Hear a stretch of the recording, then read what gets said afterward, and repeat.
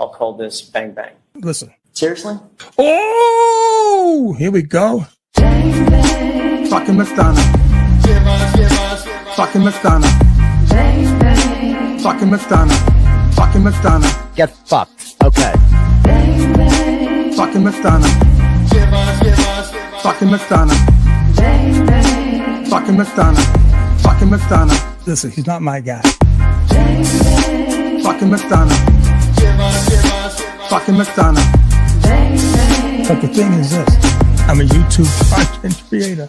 Trust me. Fuck you, you piece of shit. Fuck you, you piece of shit.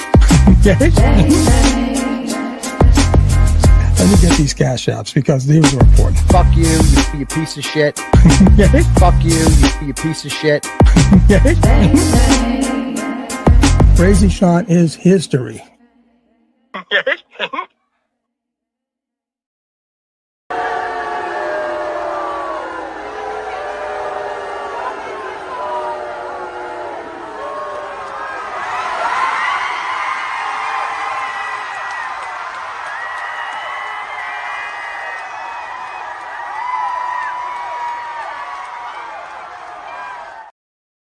Yo, what's up, everyone? How you doing out there? Impromptu live. What's happening, guys? Meant to do this before. I was gonna do this like earlier today, bust stop live shit, but I had like so much work to do today for my civil case. We're filing a motion very soon that's gonna be presented in court, hopefully on the 29th. So you might get some good content out of this. Why this case should be dismissed? It's really good. I read over. We're working on it. So. But I'm really excited about that. So that's what I've done all morning. But there's just so much to get to, man. There's so much to get to between all this shit and the Lucky Locker interview and tomfoolery on the Twitter machine and the Mackenzie Shirilla case and all this shit. There's just so much to get into, man. There's so much to get into. Hold on one sec. Getting a message here. I didn't know it was going to be an F-bomb. But my bad. I guess we'll just get rid of that as an intro. Like some of these intro songs, I wanted to play the McDonough song because it was different, you know? We haven't done that one in a while.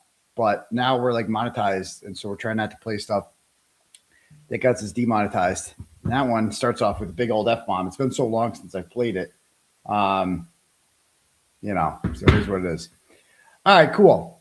Anyway, so what we're here to discuss today is Randall and the Hoodbooger Talk Radio gentlemen, was it yesterday or 2 days ago? Whenever it was, they did an interview with Natalie Shirilla, the deranged mother of the deranged enabling mother of Michaela Shirilla, who is, along with the father, is like the reason why this monster was created in the first place, who ended up taking the lives of two people. Like I blame Mackenzie more than anyone, but I blame her parents. They're a close second. They're real close second. They're just as bad. They're also the reason that she's never going to get out.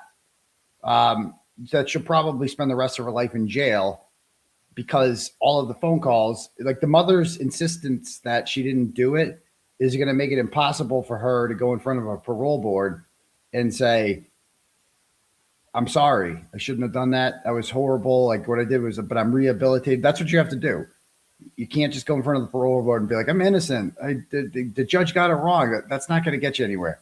You're going to sit your ass in jail for a long, long time. So literally, like they're just so stupid. They're so stupid. So if you've ever listened to the jailhouse phone calls, which we're going to go over tonight on the special Michaela Monday show, Michaela, I keep calling her Michaela, stripper names. They're all the same. Mackenzie Monday show. Mackenzie Monday Madness Memorial Day show. In those jailhouse phone calls, the mother, you see just what a bad mother she was, just the way her daughter talks to her. And now that also text messages have come out between Mackenzie and her father, in which she's constantly asking him to rub her feet and bring her warm milk, like over and over, and then he just does it. They were like, they did, like I would have told my daughter, get your own goddamn, who drinks warm milk? What are you, a newborn? What are you, a warm milk? You want warm milk and foot rubs like all the time. So anyway, You could just tell that these parents just enabled all of this, not just because of the foot rubs and stuff, but also because they let the daughter like move in with Dom before she was 18. They let her stay up. Like I had a curfew when I was that age. I don't know about you guys. I had to be home by like 11:30, and that was kind of early for people my age, I guess. But like I don't know, some sort of curfew you have to have. But she just did whatever she wanted, and they gave her a car. They paid for her cell phone bill. Like there are things that you can do as a parent that can shape the person that your child becomes. And the things that they did created a monster. And so they are equally to blame. So anyway, for somehow, so JFK, Randall, as we call him around here, his real name, Randall. Randall, if you're new here, the people who interviewed because a lot of people are talking about this because it's the first interview that Natalie Shirilla has done. And a lot of people are commenting on it who have been covering the McKenzie case for a while. And they're saying like, oh, these guys are just naive. They didn't know what they were getting into with this person. Oh, they knew. If you guys don't know about Randall and Kevy Kev and J Bro, and they used to have a guy by the name James Jackson, but we freed James Jackson. They basically used him and, didn't let him say anything he wanted to say and blah, blah, blah, blah. Anyway, so Randall, if you're unfamiliar with them, is a content creator who he was originally from this area of Massachusetts, and he jumped onto the Karen Reed story about a year or two after I did and began, focusing on the waterfall video and somehow got Brian Higgins to call into the show. That's his big claim to fame. And Higgins told him that, I'm a decorated dude. You shouldn't be saying this stuff. You wrong. Like that was his one shining moment. That was the big JFK moment. The big Randall moment was when that happened. And so he's been riding that for a while now. And then he kind of rode my coattails and kissed my ass for a while. He came to this show I did at the Wilbur to interview people outside. Didn't go in, but, just kind of tried to ride off my coattails. Really, whenever I found he invited me on a show, I came on, whatever.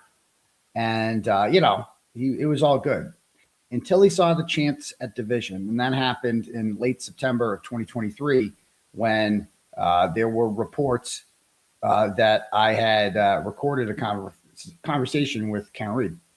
And then audio came out of this conversation. And, Randall just ran with it. Randall was just like full 24/7 coverage of this. And he took the position that Turtle Boy was the bad guy, that I had somehow victimized Karen Reed, a person who I had advocated for nonstop for 2.5 years or whatever, and helped to raise $1.1 million for her legal defense fund, who was acquitted as a large part as a result of the money raised that paid for various experts and others, which proved that she didn't hit John O'Keefe with the car, like all that stuff. And so he saw a chance at Division here, and he saw a chance to get closer to Karen Reed, I think. And a lot of people did. And they took the position that this horrible wrong had been done to Karen Reed over that. And he decided to make it the content of his show 24/7. And this went on for a couple months before people just got bored with it. And but in the meantime, it really splintered the movement. And unfortunately, one time, Karen Reed herself showed up in the chat on one of his streams and made some comments that he highlighted and talked about forever. And some of those comments were like I forgot some of the things. They were very critical of me and other content creators who she thought wrongly had heard this alleged recording, and they just ran with it, and they took the position as like white knights for Karen Reed and said, "Oh, Turtle Boy, why'd you do this?" Blah blah blah blah. They're very divisive, and so ever since then, so he got a lot of ratings doing that. He would get a couple thousand people watching his streams, and then that died down, and people stopped caring about a recording because who gives a shit? And that includes Karen Reed. You never heard from her about that again. Like it's nobody gives a shit. And I think if we could go back in time, both of us would probably handle that differently. Now, ever since then, he has not been able to get many viewers. In his typical streams now, when he would talk about the recording, he would get like 2,000 viewers live. Now he gets less than 200. Okay. And he is looking for something to make himself relevant again. And so I recently started getting into the Mackenzie Shirilla story. I've had a long interest in it. Like, it has not been content on my show because, quite frankly, it's already been adjudicated, and the trial happened during the middle of the Karen Reed stuff that I was really digging into. I didn't have time or resources to cover it. And quite frankly, that case was, I'm going to see Laura in the backstage. She's going to say this. Quite frankly, that case was, more, the Mackenzie case was more open and shut. Like, she's guilty. So I didn't really have that strong a position on it. Like, she's just guilty. The interesting stuff that I found out later on was all the jailhouse calls, right? So late night after my show was over or whatever, I like to smoke a little weed and hang out on the couch and relax. And I go on YouTube, and whatever the algorithm feeds me, I watch. And the algorithm started feeding me jailhouse calls of Mackenzie Shirilla, and I started watching them and listening to them, and it was fascinating. That's what really drew me in, was the jailhouse calls, because I'd seen the court. I'd seen the highlights from court. I had seen her cry, and I saw her parents right behind her crying. And I'm going to be honest with you, when I saw that, I saw a little girl, and I'm like, how, that's sad. You know what I mean? Like, it's sad. She did this. She's a bad person, but she's so young, and she, you know what I mean? That I imagine if my daughter did that, and then I see the parents behind her crying, and I remember seeing her dad like yell something at her, like, we know you're innocent. And like, I couldn't imagine what it's like to watch, because I have a daughter and a son, but especially a daughter, I couldn't imagine what it's like to see your daughter being taken away in handcuffs like that, to be put in jail for an unknown period of time, and to know that you, as her father, cannot protect her. That's one thing that struck me with that, was like, wow, like that guy right there, he obviously loves his daughter, but he can't protect her. There's nothing he can do. Like, I couldn't imagine how helpless that feels, to watch men with handcuffs like take your daughter, and you can't do anything about it. And they're going to bring her to a hellhole called prison, where she's going to be surrounded by dangerous people, and you can't be there to protect her. So that was the first thing I thought when I saw the Mackenzie Shirilla, like, the verdict come in and the sentencing and all that. And then I started listening to the jailhouse phone calls, and my perception completely changed. And I realized Mackenzie Shirilla is not some innocent person. Intermittent. Oh, the static. Okay. Yeah, I don't know what's going on. But yeah, let me know if the static's real bad. But, I started listening to the phone calls, and I realized, oh, there's much more to this person than I saw in court. Like, this is actually a really shitty person. And also really, like, good content, like, quite frankly. Like, this person is so ratchet, and her parents are such, like, horrible parents that it became impossible not to watch. So the only reason JFK is taking an interest in this is because I suddenly took an interest in it. I saw the day before the documentary was going to come out, I saw it on Twitter that they made an announcement that this was coming out. I'm like, oh shit, I've been following this case kind of by myself. Like, I haven't been making it content, but I've been following this case for a while, and they're making a doc. Like, let's fucking go. Like, let's do this. This is going to be great. I can't wait to watch this. And I watched it, and it was fantastic. And I've been talking about the case a lot since then. By fantastic, I don't mean like I've had a lot to say about it. I'm going to continue to have a lot to say about it. I like a good villain in a story. Like in the Karen Reed case, there's some great villains: Jennifer McCabe, Brian Tully, Michael Proctor, etc. And in this case, there's many villains. There's Mackenzie, there's her parents, but there's also Bubba and Rosie, who are also enablers and like camera attention whores.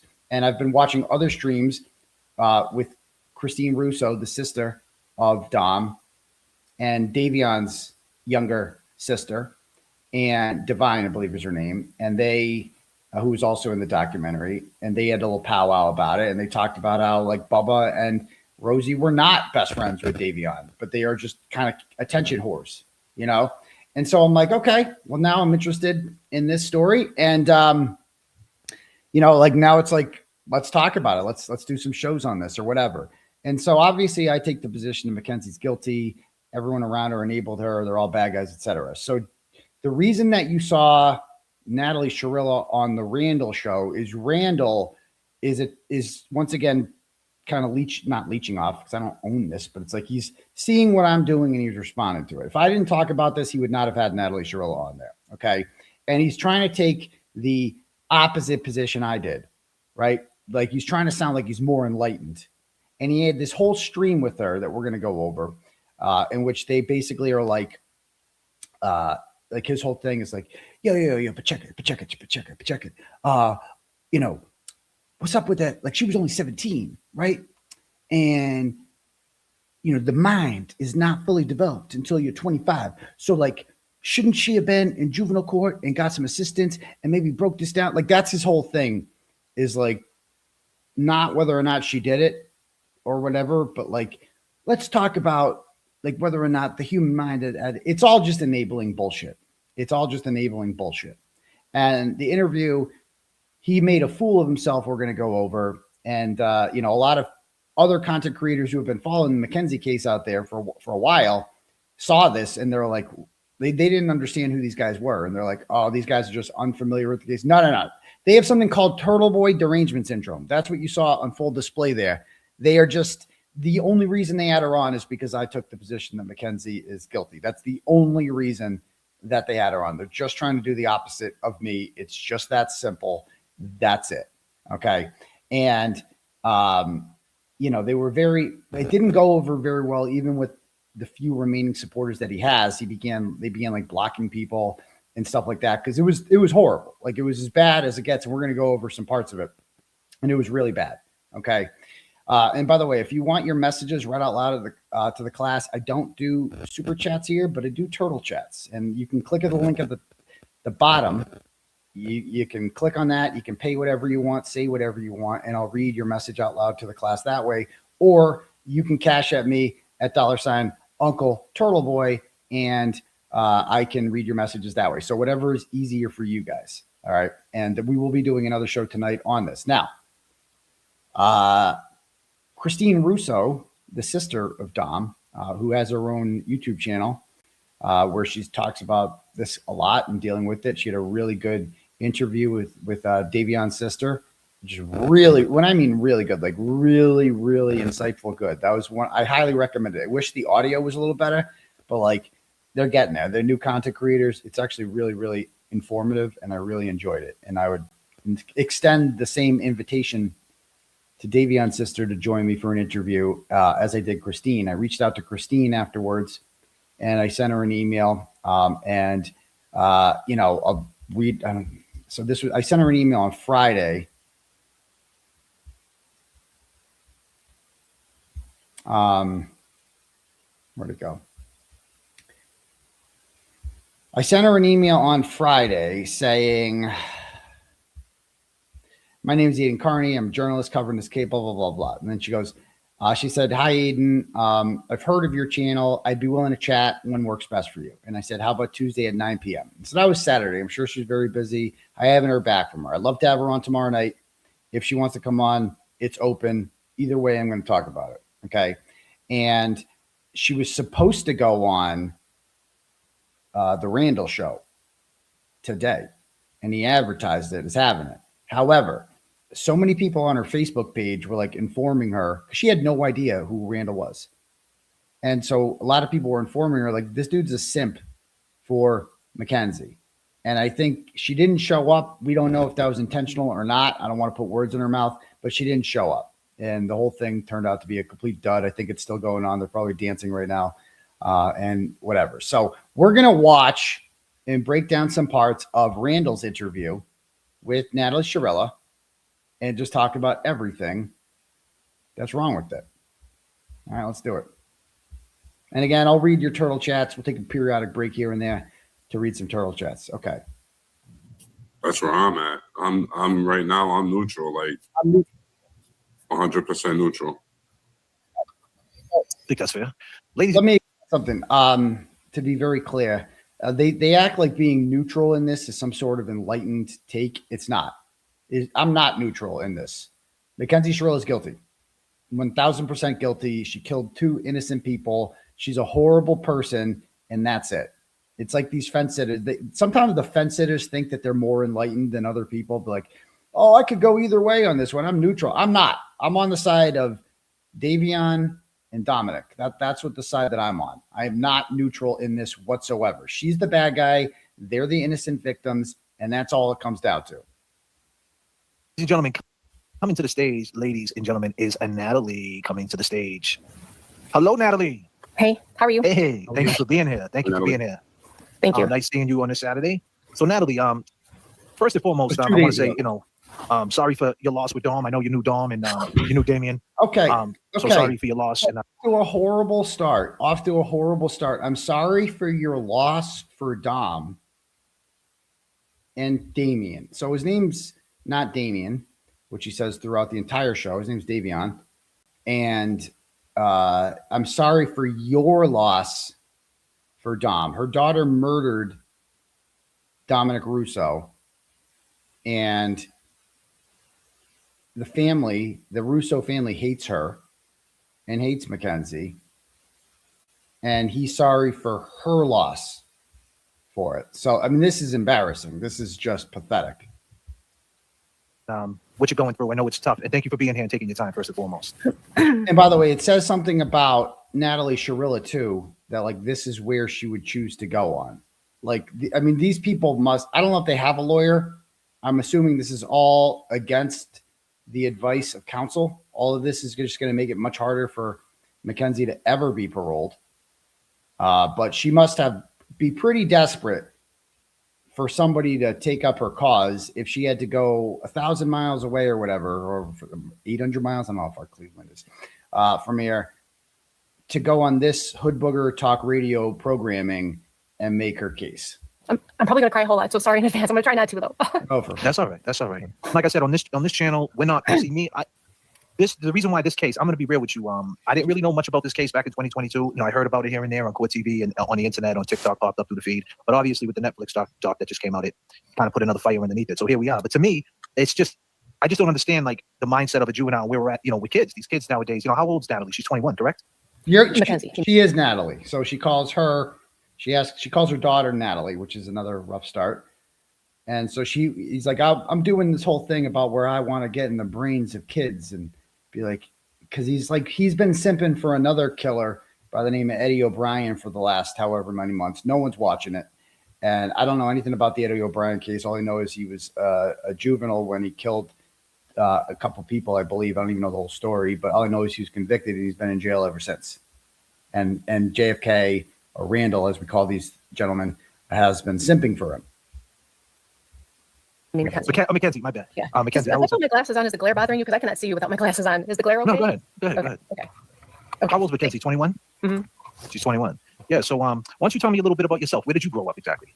I grew up in a suburb of Cleveland part community, in Cleveland. planting trees and started getting rid of land, right? I mean, I gave her like, we ended up having to get her phone just like right around the neighborhood and stuff. But she was one of those last kids where you always knew where all the kids were because there was a bunch of bikes in the yard. It's getting a lot. Like, there's a lot of new buildings and structures that are being built and shopping plazas. And the people of Strongsville are kind of trying to not pass those law or bills or whatever they're called because our infrastructure can't handle a whole lot and the traffic is insane. It's a lot. So there's I mean, it's just who cares about the infrastructure in Strongsville? What are we doing? a lot more than there ever has before. Okay. Yeah. Yeah, But it's still, definitely. I mean, it's still pretty safe. There's just a lot of kids. There's a lot of families. Yeah. But A lot it's of families. definitely It is pretty safe. It's a lot safer now that Mackenzie Shirilla is in jail. There's no one driving around turning their cars into rocket ships and RPGs going directly into buildings. There's no one doing that. So she's right. It's much safer now. Now, what do you do for a living, if you don't mind me asking? Who cares? no. That's okay though. Like a west suburb, like Fairview. Oh, it's like a suburb. Fairview area. Access to the city. Yeah. You mean the Cleveland, like downtown? Cleveland. Yeah, to the main part of Cleveland, right? Yeah, everything is 20, 30 minutes away. Yeah. Oh, Yeah, okay. okay. Okay. Does she hang out over that way? Does she go into Cleveland, into the city at all? I mean, She doesn't hang anywhere. She's in jail. What are you talking about? Who cares if she hangs out in Cleveland? Like, stop trying to make small talk. Take pictures sometimes and things like that. She would go take photos. She had friends with like her modeling portfolio and stuff. So things like that. There's a lake, we're right by Lake Erie, so we go see like Rocky River. Oh my Lake. God. If you don't mind. No, that's okay. So we tried a couple things. We tried volleyball. That wasn't her thing. Yeah. We did Problem with school? Did she get into fights or anything like that? How was she? She work and play with others good? So it's not. She didn't. She had challenges. Okay. Oh. There was a lot of fisticuffs with like Fisticuffs? teachers and whatnot. What? And she Fisticuffs with teachers? She fought teachers? If I were them, I'd be like, wait a minute. Are you telling us that she fought teachers? That's what fisticuffs means. If you fought teachers? I always used to tell her, like if her friend told her that she can't have something or her friend can't have something, she would stand up for her friend or herself. Oh, yeah. And not like back down from that. So there was a little fisticuffs with teachers that way. But she had, she had a mouth. So she used to get in trouble for her mouth quite often. But not like, She used to get in trouble for her mouth. She had a mouth. Why'd she have a mouth? Because of you. Because you didn't parent her properly. Because you allowed her. I mean, there are these parents who are like, oh, my kid just, if she's getting in trouble in school, if she's getting in fights, if she's swearing at teachers, if she's doing all this stuff, this is when you as a parent need to step in and just put an end to that. Like, you are not going to talk to your teachers that way. My son or daughter is not going to talk to their teachers that way. Ever. My kid is not going to be the kid in class doing that. I won't allow it. I will side with the teacher. Always. Not the kid. And as a former teacher, I've seen parents like this before. Okay. That just enable their kid. Their kid is wild in class. They're inappropriate. And they're just like making excuses for them. And this is when they're like, I don't know what to do. Yeah, that's because you're hopeless. I'll tell you what to do. Take away her cell phone. Take away her car keys. Ground her. There are so many things you can do as a parent. This whole idea of, I just give up. I don't know what to do. She's not 18 yet. She has zero rights. She has no liberty. You're a kid. You're effectively a slave of your parents. You are dependent on them. You must do as they say. That's it. That's it. And she's just like, yeah, well, she had a mouth, whatever. It's just, no. She became this because of you. like fights. Now, was she like her friends at school? Were they the same? Did she keep the same group of friends from like elementary to junior high to high school? Were they the same group of friends like throughout? Yeah, she stayed pretty friendly with all of them throughout. Mm-hmm. And how are they feeling now about this whole situation? Is it divided? I mean, look at the chat. Whoever this Natalie D person is, I mean, just read the mods in the chat. They're saying to the chat, they're saying, do not disrespect this chat panel or guest. Don't disrespect the guest. Like, why? What if you want to disrespect the guest? Why would I respect this person? You're not allowed to say bad things about this person in the chat. I don't know. I'm giving everybody their space. Everybody's allowed to feel how they feel. It's okay. That's great. Yeah. Definitely. Yeah. So now, when she was young, there was no diagnosis with anything like that. Did you ever take her for like an evaluation or anything like that? Did you see anything like that might have been off with her? And I mean that with all due respect. Well, no, that's okay. She's always had like anxiety. Like, who doesn't have anxiety in today's world, though, right? So that's not like super uncommon. But so we were trying to get her some anxiety meds, and then I was like, well, maybe it's ADHD, which is also not super common with kids today because there's so many distractions, right? And the devices are constantly going off with notifications, and we live in a on-demand world, right? So you don't have to wait for anything. Everything's like right at your fingertips, and it's constantly being distracted and pulled from everything. So I was trying to get her to maybe see if it's that or something. So I never got to finish with that part, but so just like anxiety, Anxiety. Did she see a doctor? Did she see a doctor for that? The anxiety? So yeah, she was with she always talked to somebody with like tools on how to help cope with anxiety and everything and process Just no stuff like that. Like trouble with the teachers or anything like that, like talking back and things like that. Was that part of when she went to go see the doctor for the anxiety? Was that part of it? Was it all bunched in together? so she went to go to a counselor for that who would try to help with tools and stuff like that. Like, it's not that she was wrong in how she was feeling, because remember, everybody is allowed to feel how they feel. It was how she coped with it and dealt with the situation. Remember, she's like 15, 16, right, teenager at the time. So we were trying to hone in your skills on how to deal with those kinds of situations. Now, was Deal with yelling at the teacher? This is just enabling. Oh, she had anxiety. That's why she yelled at the teacher. And we went to a shrink, and we're just like, it's like, no, stop swearing at the teacher. Stop getting in fights. No more phone. No more TikTok. No more Instagram. she in regular classes at school? Because I know where I'm from, like if you mess up, they have like alternative schools, and things like that. Was she stayed in the regular part of the school? Mm-hmm. And she had good grades or decent grades and made it right through, no problem? When she applied herself, she'd be great. Yeah, right. Sure.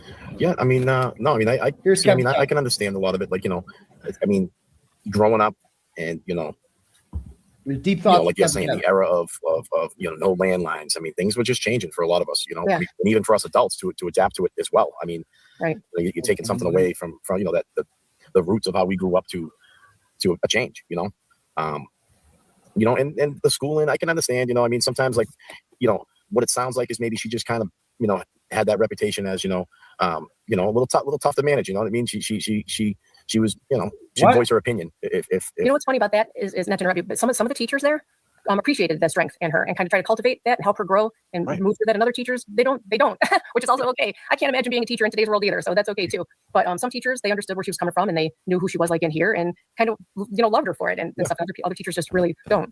Yeah, I mean, and I can understand. Good point. Good point. Yeah. Natalie, good It's point. a good, This, what's a good point. as a stubborn child, let's say, or is she an only child? Does she have any other siblings? I don't want to talk about that because I need to. No, that's fine. That's fine. That's fine. That's fine. Whatever you don't want to Got talk a about. It's fine. sister, I'm pretty- No pressure. We're just conversating. That's all. Yep. I I mean, appreciate it. I appreciate Yeah. it. the biggest thing that I really that kind of come up, throughout me, kind of, starting to realize and learn a little bit about this case is the Yeah. POTS, the POTS disease. I mean, when did you realize that she might need to be tested, or was she tested for it? Yeah. Yeah. Yeah.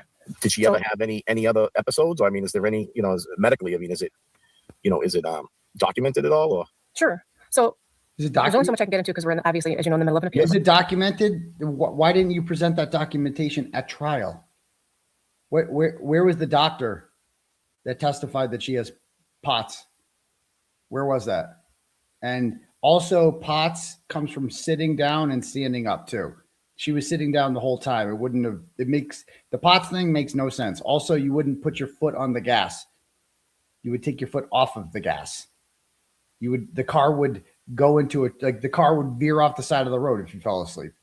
I know because I've fallen asleep behind the wheel of a car.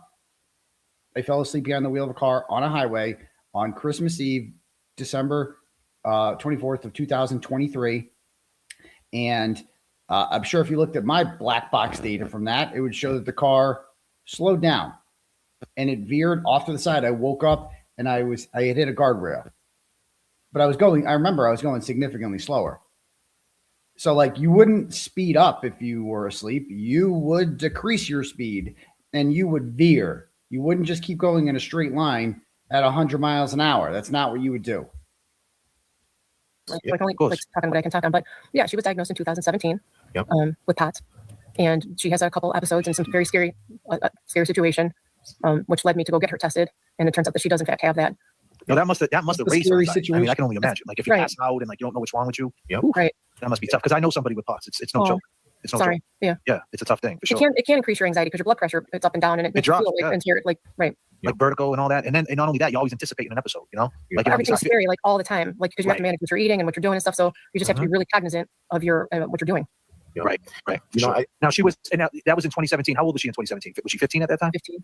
Yeah, 15 years old. So she's going through that at 15 and having the anxiety, trying to get Yeah. through school. Yeah. Now she never got in trouble with the law back then. She never been arrested or anything like that. If you don't mind No, asking, no, never, no. never. No. And she got her license in in Cleveland, well, in Ohio. She was 17. Oh my God. Oh yeah, she's a mover and a shaker for sure. A mover and Yeah, shaker. she's a mover Yeah. and shaker. Yeah. I like that. I like that. now, within the with the the bench trial, it didn't seem like really the defense raised any they didn't really raise the concerns of POTS. I mean, was there any reason for that? I mean, is it just? Oh, here we go. I mean, how did you feel? I mean, how did you feel about the, her defense?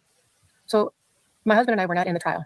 Okay, I didn't get to see what he. I'm gonna cry again. I'm sorry. That's all right. Take your time. Yeah, take your time. I didn't get to see what he presented and what he didn't present. Okay, until it was like too late, right? So Were you after guys you were witnesses? Is that the reason why I you was. went there? I Oh, was. okay. All right. And then my husband was having health issues and like a giant mess over this whole thing, so he couldn't sit in there to like handle his health, and he just Yeah, he was in there some days, right? But so at the end of the trial, hold on a second. That's fine. Take your time. Oh, Oh, the, okay. So, So the hold on a dad second. is sitting there coaching her on the whole time. I think the dad is honestly a bigger problem than the mom. But go ahead. Take your time. Take your time. Take your time. No pressure. He had it on purpose. He didn't want me hearing what he was saying. there was back and forth with. Wait, what'd he with that say? one. Hold on a second. That's fine. Take your time. Oh, okay. So hold on a He had it second. on purpose. Take your time. Take your time. Take your time. No pressure. He had it on purpose. He didn't want me hearing what he was saying. He kicked me out of there on purpose. He didn't hear. So they're shitting on if you listen to the jailhouse calls, they called the lawyer Jim. She hates him. She didn't want Jim to come to the sentencing. She blames Jim for everything. And the dad is blaming Jim there too. He's like, Jim didn't want me in there. Jim didn't like, dude, you had no case. Okay, there's nothing Jim could have done. You know, Alan Jackson couldn't have saved Mackenzie Shirilla. He might have gotten her a plea deal if she agreed to take responsibility for it, but he couldn't have saved her because she did it. Period. There was back and forth with that one, okay, because there was a little controversy with my husband, because at one point he told me that he might be a witness, and on the other side he might not. Like, he was kind of back and forth with Steve being a witness or not. Okay, so, and he also has anxiety and couldn't handle a lot of the stuff, and we have severe PTSD. So there was some weird stuff with going on with keeping him in or out of the courtroom. It was weird. Okay, so I didn't find out until after the trial that Jim, her lawyer, didn't turn in her medical diagnosis. I don't know why. So let me back up a little bit, right? Let me just back up because Kevin kept us right to the trial. She didn't find out till after a while that the lawyer didn't turn in her medical diagnosis because she didn't have one. She didn't have one. The only person who testified about POTS was you. That's it. There was no, where's the doctor that diagnosed her with this? There's no way. And also pre-trial, like, you can advocate for your daughter. You can call him and say, I mean, the Karen Reed's parent, it's like, are you kidding me? You call the lawyer, you send him an email, you say, like, we're paying you here. You say, here is the doctor's diagnosis of this thing that we claim was the cause of the accident. The accident. It's not an accident. That's another offensive thing they say throughout this. They repeatedly refer to it as an accident. It's not an accident. Saying it's an accident is Mackenzie Shirilla propaganda. It was ruled not to be an accident by the judge, the fact finder. Beyond a reasonable doubt, it was not an accident. So go on. Step before that. So she gets arrested. She hangs out with the family, right? Did she ever tell the family that this could have been a medical episode prior to her getting arrested? Did she ever mention that to them? Were they aware of that? I don't know what her conversations were with them. I don't know. So my next question would be, right, and that's fine. You don't have could to have answer told that, the right? judge. Well, you did answer it. I'm sorry, but you know what I mean. I just want to say this. How did she get tried as an adult? How does that juvenile hearing happen? Is it a transfer hearing where they bring doctors? Because in Massachusetts, let me land the question right. In Massachusetts, when you have a transfer hearing, they kind of bring in the doctors because under 25 years old, your brain's not developed, right? So they bring in the doctors, they have evaluations, and they see if someone can be rehabilitated. Now, the reason why I asked you all the questions about school, being arrested, it seems like she would be a client for rehabilitation, right? She wasn't getting arrested, going to juvenile detention. How would she be a client for rehabilitation? What does that mean? So he's out here doing this because he's obsessed with this Eddie O'Brien case. And he just wants to show off to the world that he knows what a transfer hearing is because he's been talking about it with Eddie O'Brien and no one's been listening. And this lady's sitting here like, I have no idea what you're talking about. I don't know what a transfer hearing is, what you're talking about right now. And he's out here basically just simping and saying he's giving her an out to say, and this is the ultimate confusion here, is he's giving her an out to say, well, she did it, but it's only because the juvenile mind isn't equipped. Like, she shouldn't be held fully responsible for it because she was an adult. He doesn't understand that her argument is it was an accident. Like, his argument seems to be that Mackenzie Shirilla did this because her mind wasn't fully developed yet, but she did in fact do it. Whereas the mom's argument is she didn't do it. Her mind is perfectly fine. Like, that's the mom's argument. She's fine. There's nothing wrong with Mackenzie. She's normal. She went to classes. She got good grades. She was having some struggles, but it was just regular kid stuff, you know, normal stuff like Colin Albert, normal stuff. Normal. I mean, this woman is Chris Albert. And doing all these crazy things. Right. And that's what they look into in Massachusetts. Now, when I looked at the Ohio law, they said that this is mandatory clause. All they need is probable cause, and she gets tried as an adult. Now, if you could, can you take us through that hearing and how did that hearing happen? The juvenile hearing to get bound over to an adult. So that's interesting too. So she had her bind over hearing, and during the hearing, the judge had determined that there wasn't enough evidence for the aggravated part, like, right, which is obviously great, right? So the premeditation part was removed because they couldn't prove that part because there was none. So that's good. And then the interesting part was I want to touch base a little bit on the coroner report change. Oh, God. I don't know if you knew that part or not. Did you read anything? No, Did you Say that again. Say that again. The coroner report change? Nothing. I heard Go about ahead. that. Go ahead. Oh, Jay, If you don't mind sharing, go ahead. about that. So during the bind over hearing, After the bind over, it went from accidental to. yeah, I know this one. Yeah, sorry. God, That's all right. That's all right. It's fine. I get it. During the bind over hearing, the coroner, what's he called? The coroner. The medical examiner. Yeah. Thank you. Why not just bring the Yeah, dad so he was up? on the stand, and he was talking about how he examined everything, and they determined that it was an accident. Okay, so that's how it was on the coroner report change. And then the prosecution was like, well, you didn't like look at anything, right? You're just using your medical expertise. You didn't see all the evidence and anything. And he was like, no, I saw everything, and we determined it was an accident. Okay, so then after it got bound over, to the adult court. Can I because just stop you? Can I just stop you there? But what, like, when you were going through that hearing, did anybody explain, he like, the doesn't lawyer, what lawyer did understand she the have question. in juvenile court? What lawyer Right, did she have? Was it a right. public child defender? No, Like so what? that's where I was going. So his name is Jim, and he wasn't a public defender. He had said that when you're in the juvenile facility, the what's it called? The bar. burden of proof is so low. It's so low that and then he was like, "Do you understand what murder is? Like that means that's not this. Like, do you understand that means intent? Like but like forget that." So he was so on board with it not being that because there's no intent, right? And Right. so he's like, the burden of proof is so low that they bind over everybody.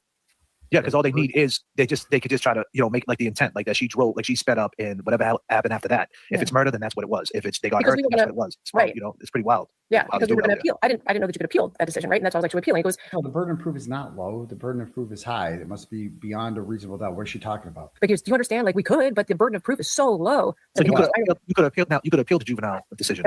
I guess that's what he, yeah. But he was like the burden of proof.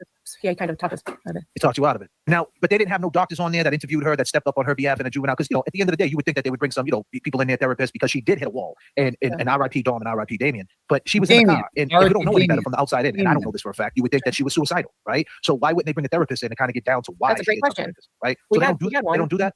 No, Was we he had there? one. Okay. And what He happened? never called her. Who at the transfer hearing, the bind over hearing? He never called her? Mm-mm. So who Why, was and why your is that? therapist? Did he ever give you an answer to that? I don't know. Why aren't And they what was her take, so to speak? She had so much evidence, so much statistical research showing that this is not suicide and this is not what it looks like when people commit suicide, especially a girl her age. Like, there's no way. What was her conclusion though? Like her mindset, because she did go into the wall. She's saying it was just an accident, or was she saying that maybe something else happened? Like, what was her take? She talked to Mackenzie, Oh yeah, well yeah. and what was her like It analysis was on not Mackenzie? suicidal. It was not murder, not suicidal. It was an accident.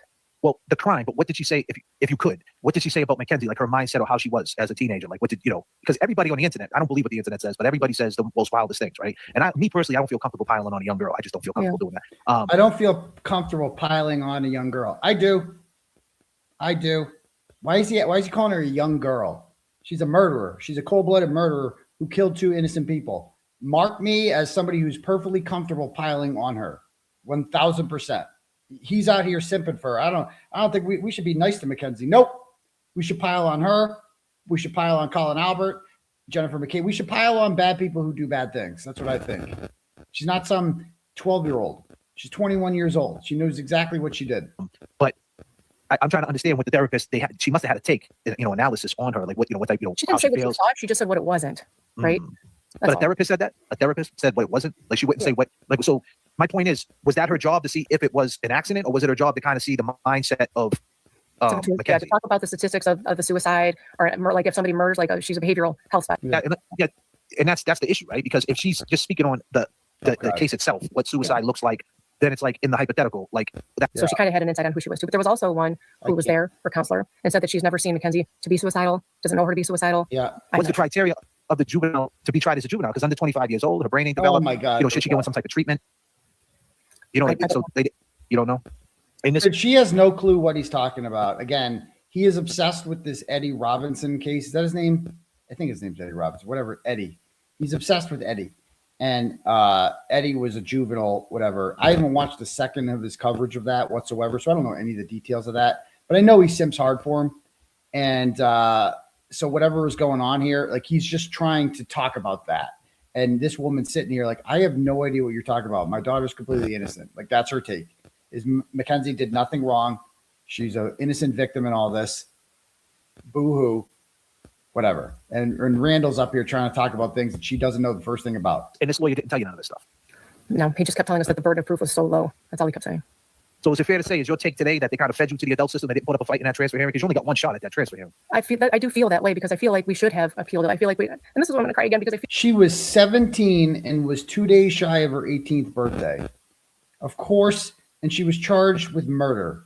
Of course, she's going to be tried as an adult. Of course she is. 17-year-olds get charged as adults when they're charged with murder all the time. 15, 16-year-olds have been charged as adults. Of course she's going to be charged as an adult. That wasn't going to be so many opportunities were missed to show that this was not intentional, and we just missed it. Like we missed it by listening to legal counsel, which that's what you're supposed to do. You're supposed to rely on your legal counsel So it's the to do stuff, right? Yeah. It's the Yeah. lawyer. So now she gets fined. So now before she went to, so I want to get to the jails that she went to. So in 2022, she was being held in a DYS, like a youth service, right? Yeah. And when did she? After So she went to like she went to the county jail. Yeah. God. Where now, what was that like? That juvenile facility, like where they treated her better? Who Was she- cares? Where she's at now is way better in my opinion. I love the staff at the juvenile facility. The They're juvenile- so so nice, nice. and they They're the love those best. kids, They're the and I love them, and I'm still state like in that juvenile facility? Who cares? Mackenzie. that the truth will set her free.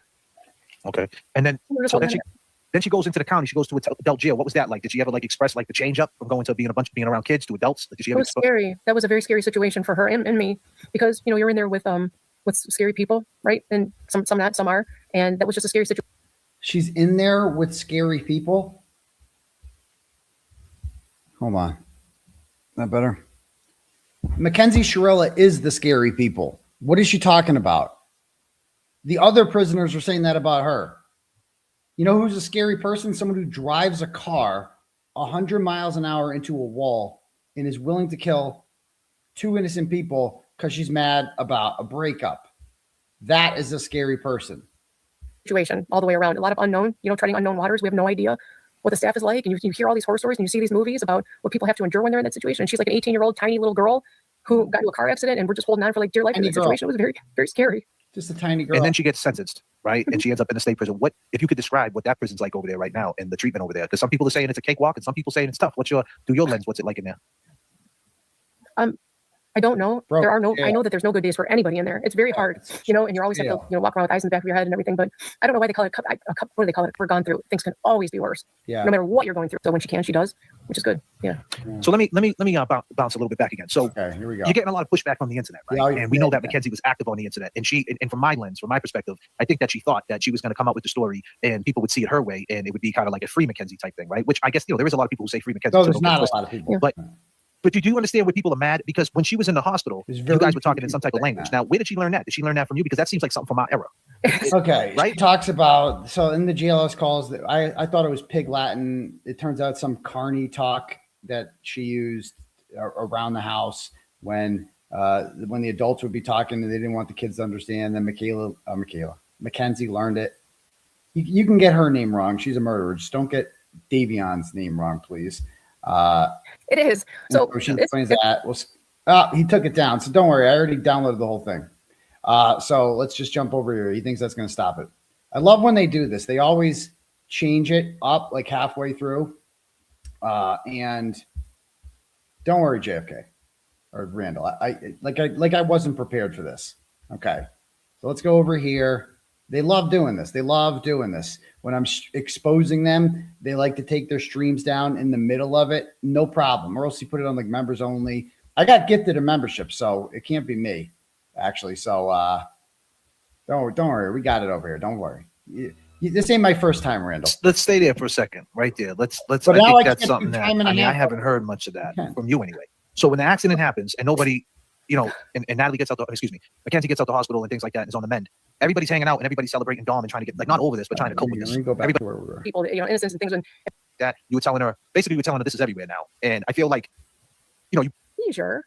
right? Yeah. Is that what you mean? Like a carnival? Yeah. Well, we have a carnival around our way in Boston. It's been around. I heard this question 1,000 times. Okay. But when she said something like blame it on the pots, blame it on my seizures, did she say that? Was that something that she said, or did they misconstrue it? No. So the prosecutor, I guess, in one of those documentaries, he says that what they're speaking right now is something like gibberish. And then what he says is, she says something like, "Can you tell him I just had a seizure? Let's just tell him I had a seizure." That's not what she says.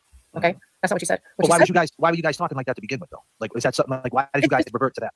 because it's just a thing. Because she was probably scared and didn't know what you can't say, right? So she always told them, don't talk to the police without a lawyer or whatever. And she was probably scared and wanted to make sure it's okay for her to talk, that's okay. That's, in my opinion, that's responsible. You can ask me if you can talk. That's okay, right? So like in Pig Latin, she told them, or in Carney Talker, she calls it. She told them that should I say I just had a seizure?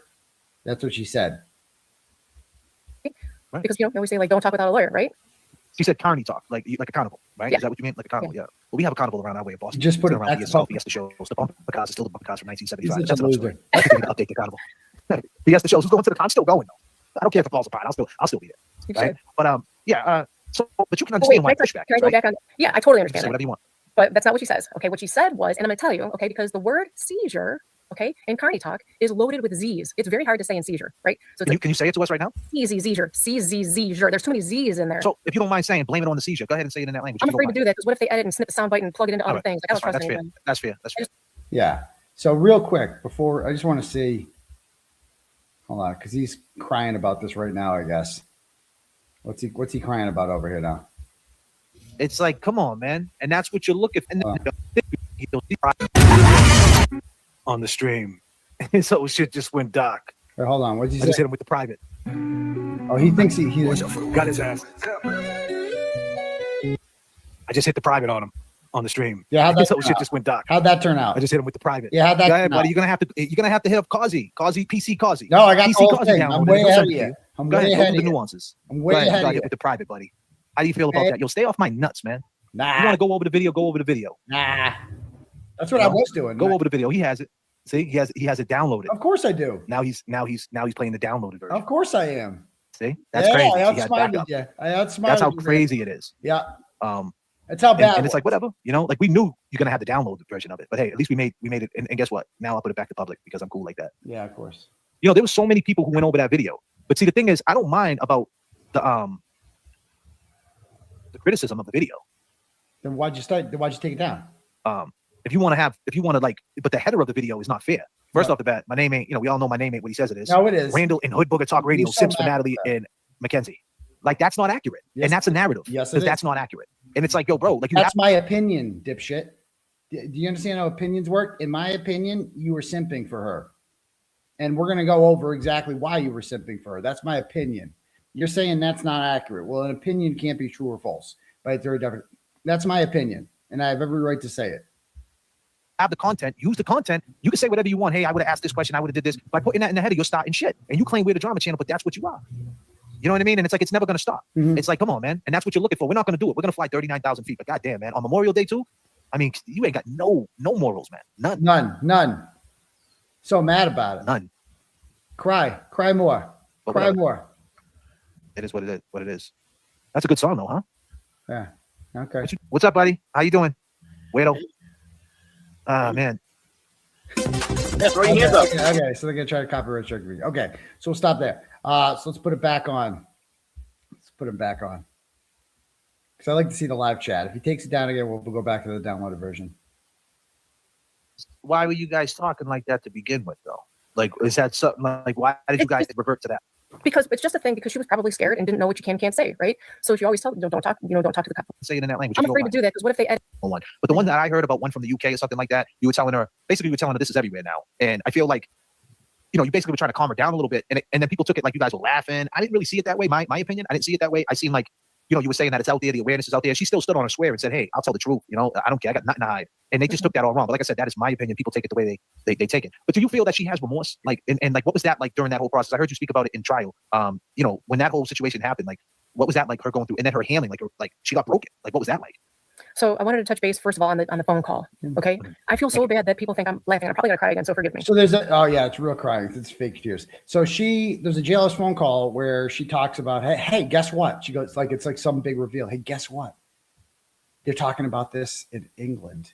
And she's like, get the F out of here. Oh my God, effing for real, blah, blah, blah. Like, oh my God, you're an international superstar, Mackenzie. Like that's the way I'll play it tonight. It's disgusting.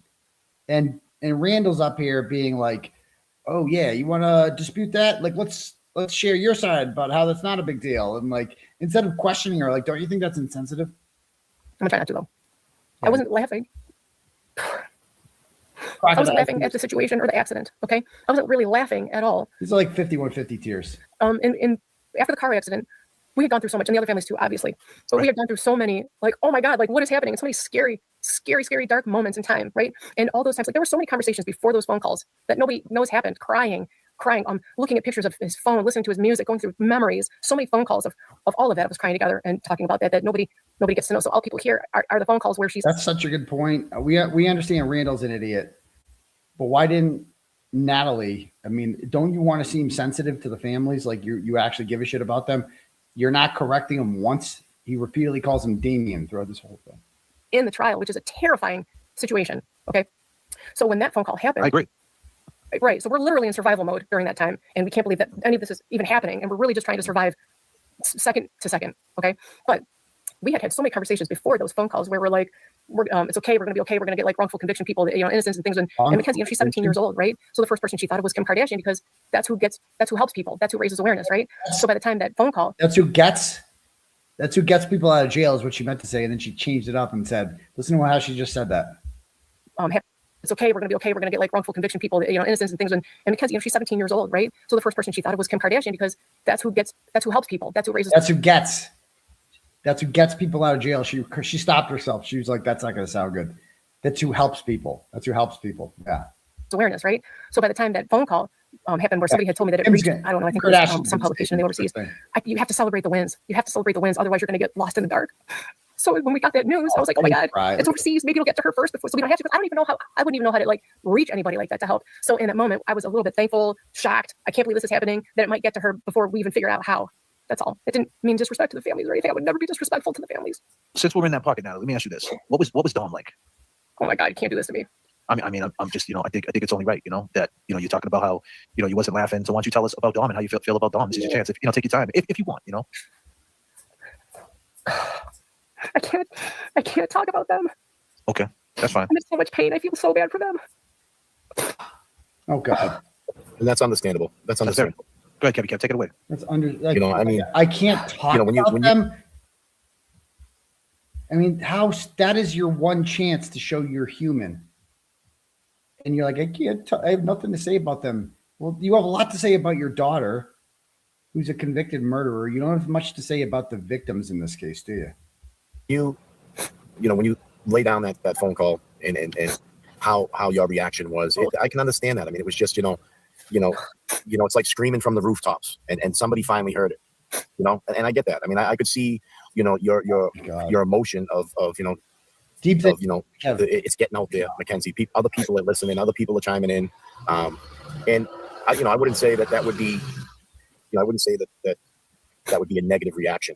The other thing too that people don't understand is like grief. I mean, if you're unfamiliar with this, imagine watching this for the first time and having no idea who Kevy Kev is. This guy, I forget his name. The guy who's been covering her jailhouse calls, Black Ed. I forget his name. He's funny.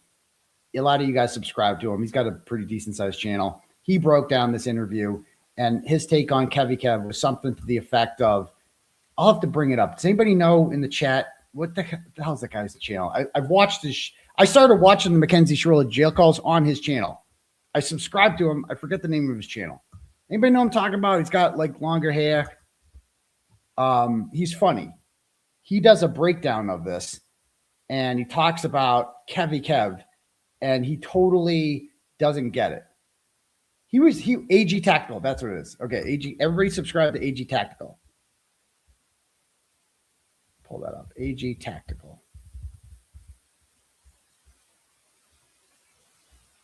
I'll go to his channel real quick because he covers this briefly. Was it a live or a video? He doesn't really do lives. Okay. He mostly does videos. And okay.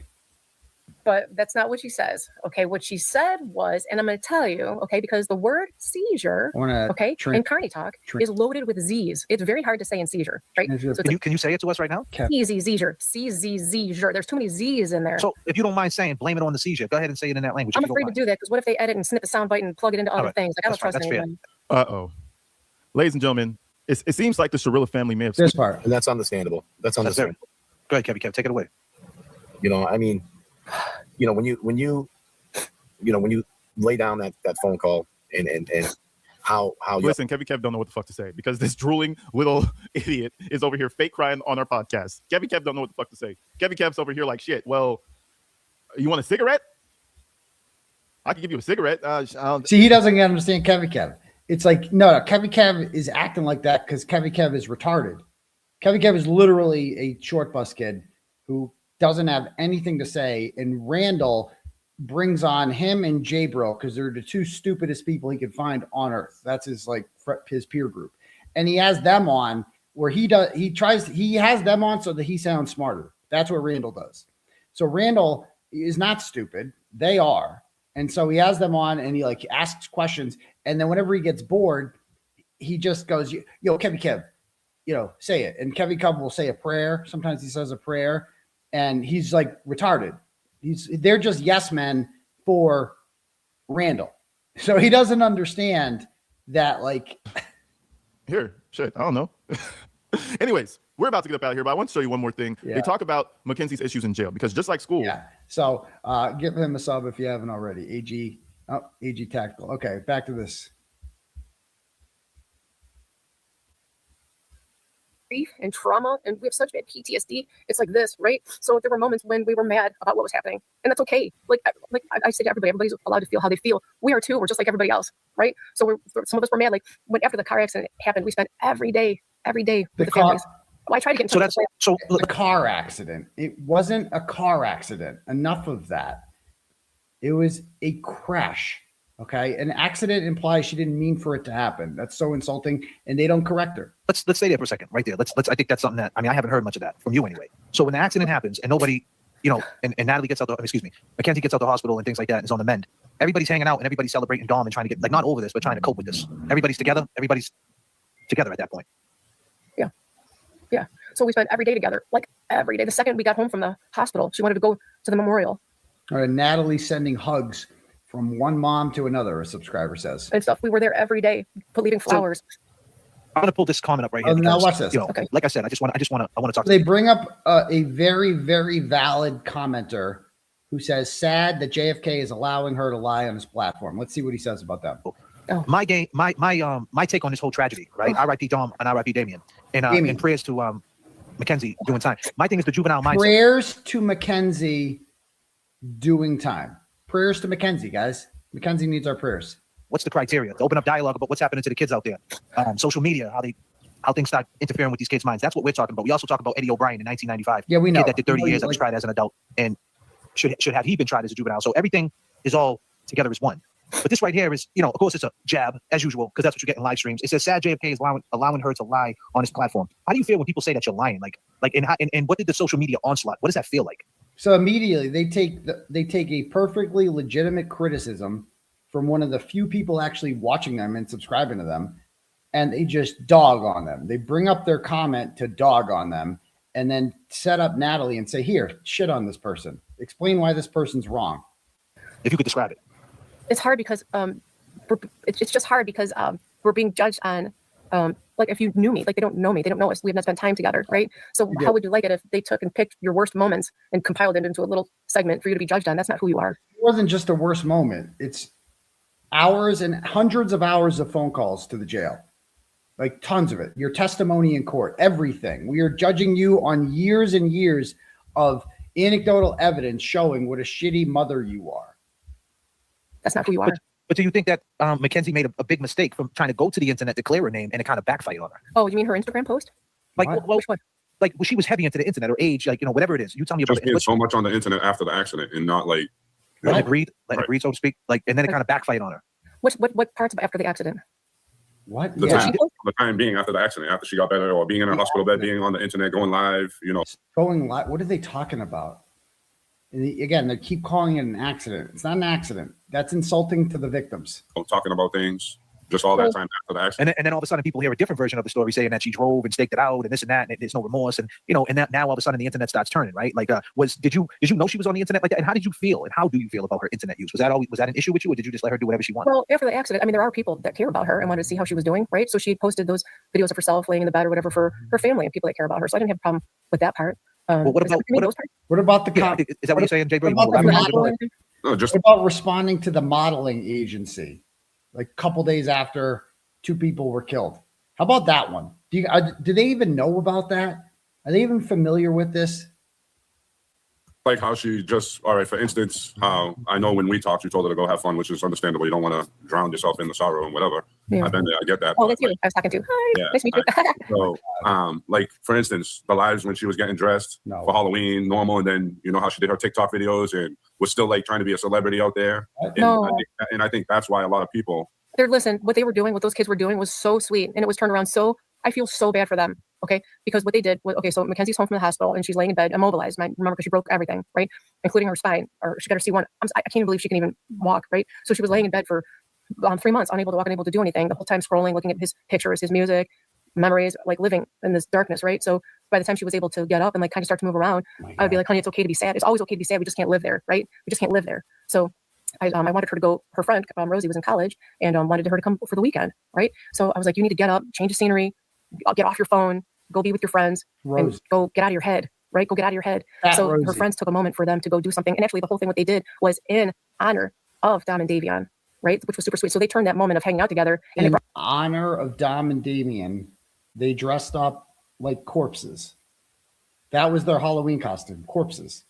Dead people. Like that Disney movie with the dead people. I forget the name of it. It's like a newer one. Something in Mexico, I think. I don't even know. I forget not Encanto, the other one with the skeletons. I forget the people will tell me in the chat. That one. That's how they dressed up. It's like dead people. And that's how they honored Dom and Davion. That's how you honored them? By dressing up as dead people? That's how you honored them. All dead, like sluts. They dressed up as dead sluts. That they were also, because it's Halloween and they were 18 or 19 or whatever. And so by law, they were required, Coco, that's what it's called. Yeah. By law, they were required to dress as whores. And so that's what they did. And then a few days later, she was arrested for murder. brought Dom and Davion with them too, which was very sweet. So they were all kind of together that weekend in a way, which was very sweet. Let me ask you this. I got another comment. Boston Brandy's in there saying, watching your kid like that can't be easy. Yes. Natalie Shirilla is the victim here. Yes, it can't. Watching poor Jennifer Cabe's a victim too. Watching your kids like this, and Chris Albert too. Watching poor Colin go through it. He's a real victim. They're all victims. Up here, right? It says she laughed after victim impact statements. Now, I don't know who the person's talking about. Is she talking about me? I don't know if she's talking about you or she's talking about Mackenzie. Do you know anything about that? Does anybody know anything about that? Who is this comment talking about? No. So that's not a thing. No. Well, that's on video. You can even see it. Okay. Yeah. So now she's in this By the way, facility. apparently, like somebody sent me a text saying JFK says he's going to strike us for copyright or whatever. This is what's called fair use, ladies and gentlemen. You are allowed to take other people's content, play it, pause, and comment on it. And that is exactly what we are doing here.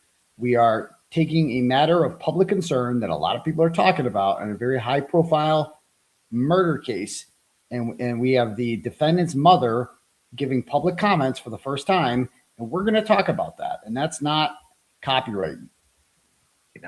And what happened with this appeal being denied? Can you speak to that in one day? What was that all about? And how did that happen? Well, they missed it by one day.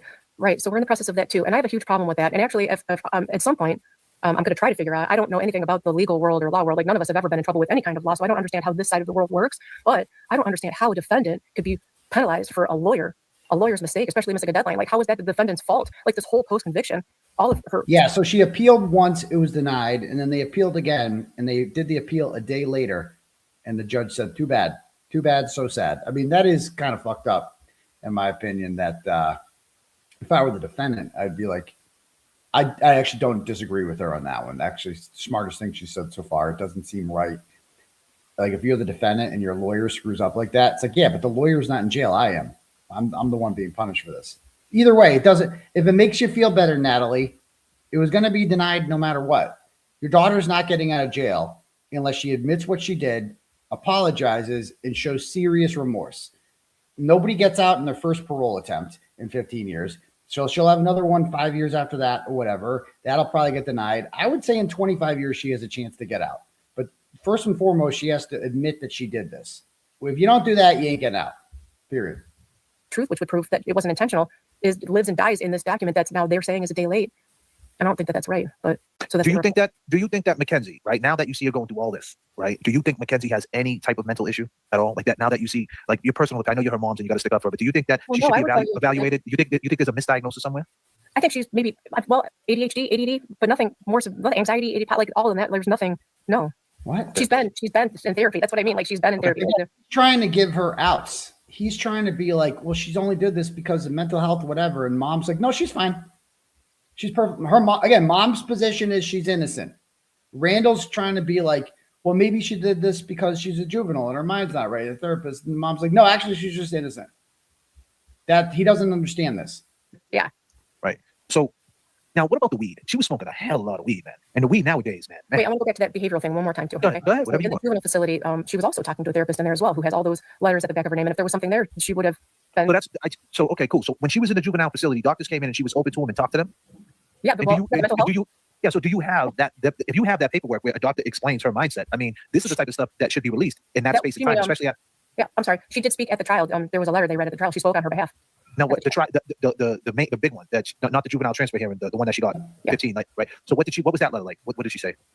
Well, I can't remember word for word, but her behavior was great. She was like, I'm probably gonna get ripped down for saying this, but she was like a star student. I don't know how else to say it. So she did all the programming. She was the top of her class in this culinary class that she was in. In DYS. Yeah. So she was thriving in DYS and juvenile detention. Thriving. That's right. So that's why I'm here, because I'm trying to understand what is the criteria of juvenile being tried as a juvenile. Yeah, he will not shut the fuck up. She has no idea what he's talking about. She was thriving in DYS. Okay, cool. Yeah.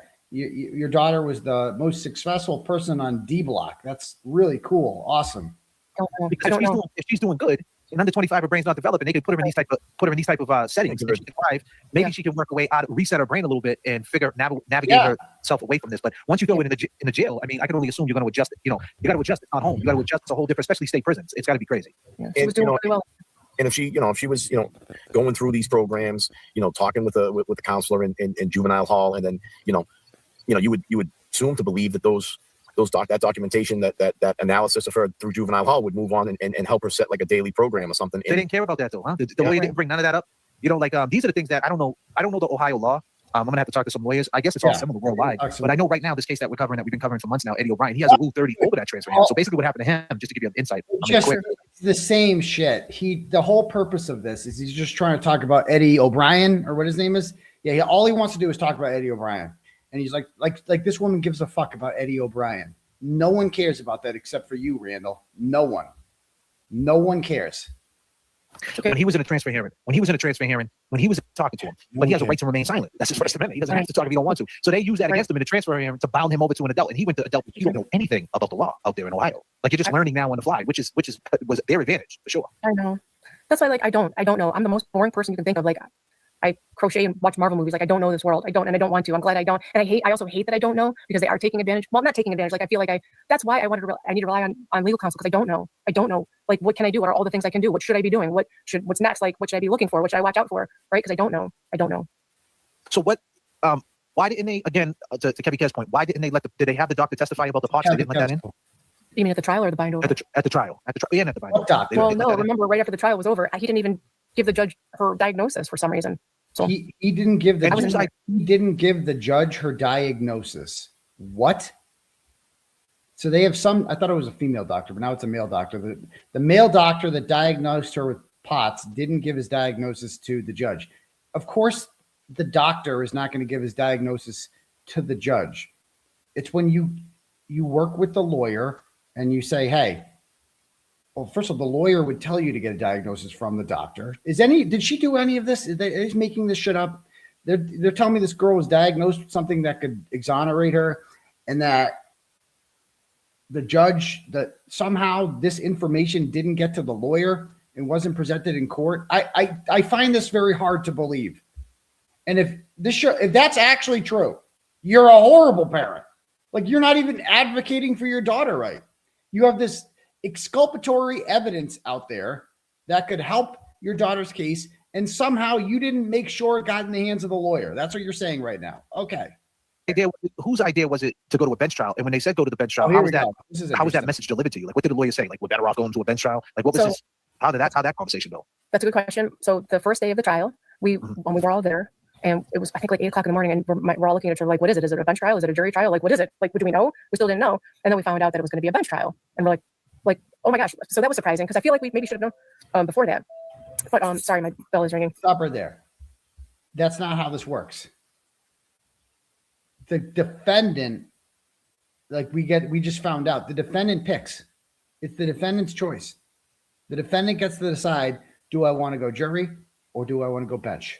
They get to decide.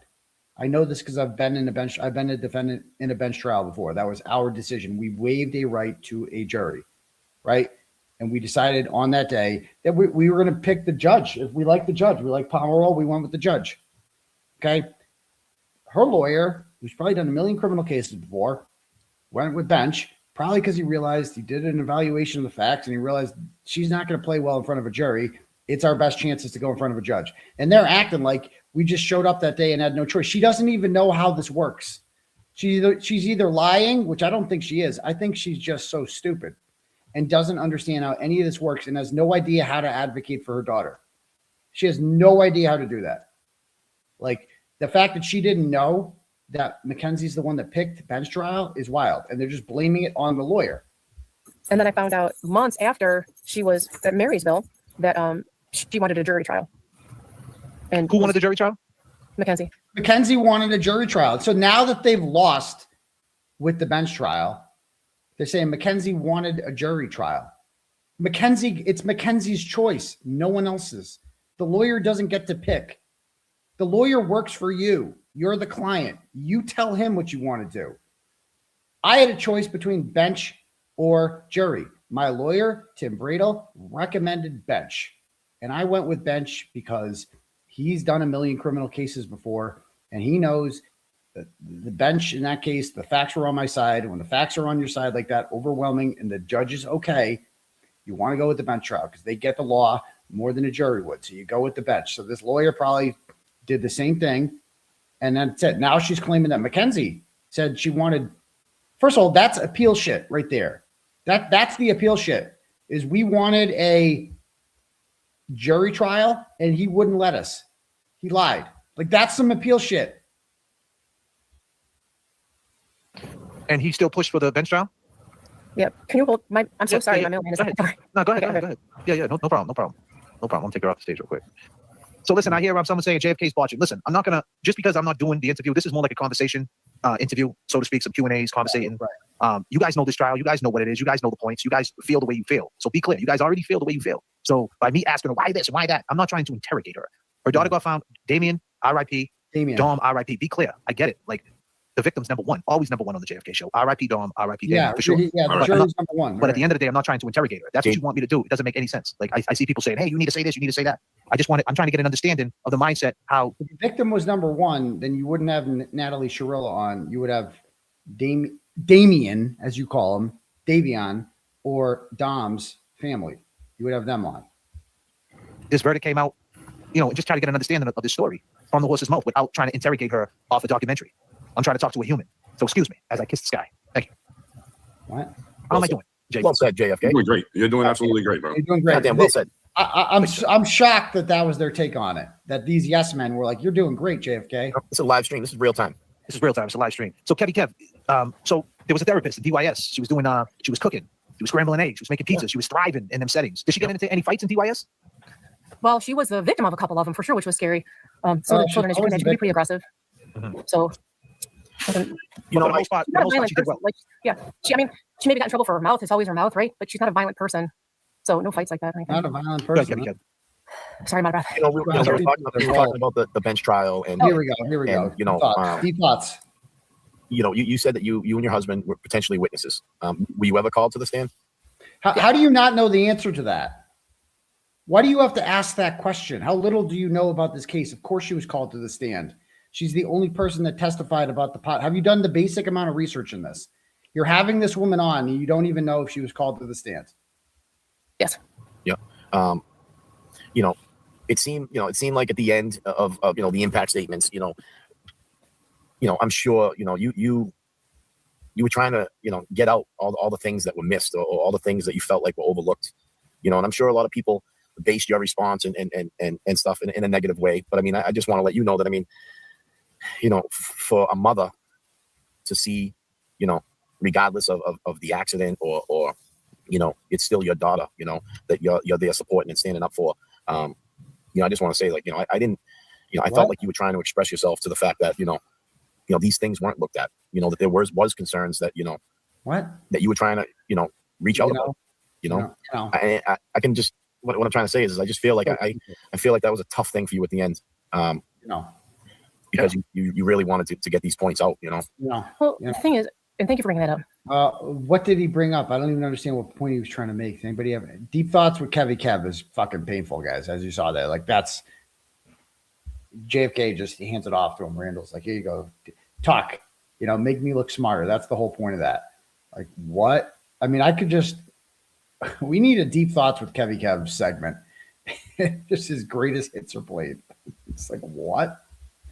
I mean, when she was sentenced, this is the craziest part that people don't know, or maybe they do know. I don't know. Maybe they heard it and really didn't put it together, right? So after she was sentenced, the way she was sentenced, I had to sit there and listen to the judge's summation. Yeah, we all Right? heard it. It was great. She picked that route. She chose that time of day. Yes, she did. Everything that she said, right? Yeah, she did. And I know that didn't happen, but I'm like, what? Because none of what she said was in the trial. You can read the transcripts. Like nothing she said was in the trial. Everything she said was in the trial. I was like shocked and like, what is happening? She picked that route. She was there 3 days before the GPS shows her doing it. What are you talking about? Everything she said. She turned her car into literal hell on wheels because that's what it probably was inside that car. Hell on wheels. Like, what is happening? So I didn't know to the extent though. So when she was saying those things to me, I was like freaking out and like shocked because none of that. I don't even know where she got that information or why she would say something like that. What? Okay. And then the other part was the TikToks that they used, right, to make her look bad. Oh, God. Or to use however they wanted to use them. Okay. There's no date on it, right? So they showed this as her making it after the car accident. They showed 2 TikToks. One of them was from before the car accident, the car crash, and the other one was from afterwards. The one before was the "I'm the one you die for," that one. And that Rosie on the documentary was like, that's a viral TikTok. Oh my God, Boomer. You guys don't even know. That's just like a viral TikTok that everyone was doing. And I'm sorry the judge doesn't. It's unfortunate. And that was before the crash. That was before she killed someone. And I'm sorry, but if you do, I don't care if the judge doesn't care if it's a viral TikTok or not. We don't care.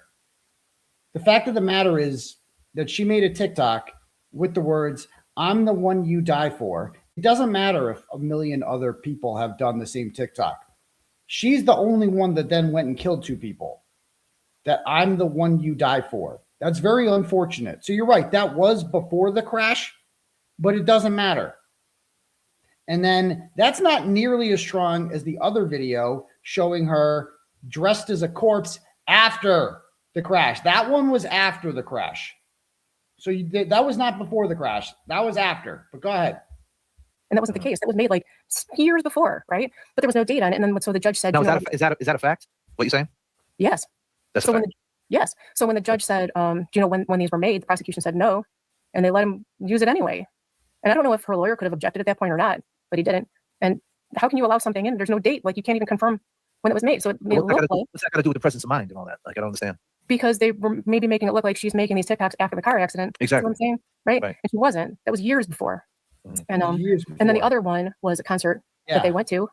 It was a Kid Cudi concert, and I can show you text messages. Like that friend group, Rosie, Bella, all of them, they had planned, Dom, Davion, they all had plans to go to this concert together, right? They were making plans to go to this thing together. So they went to the concert to live out their plans for their friends. Like, and they tried to use this concert was what, October?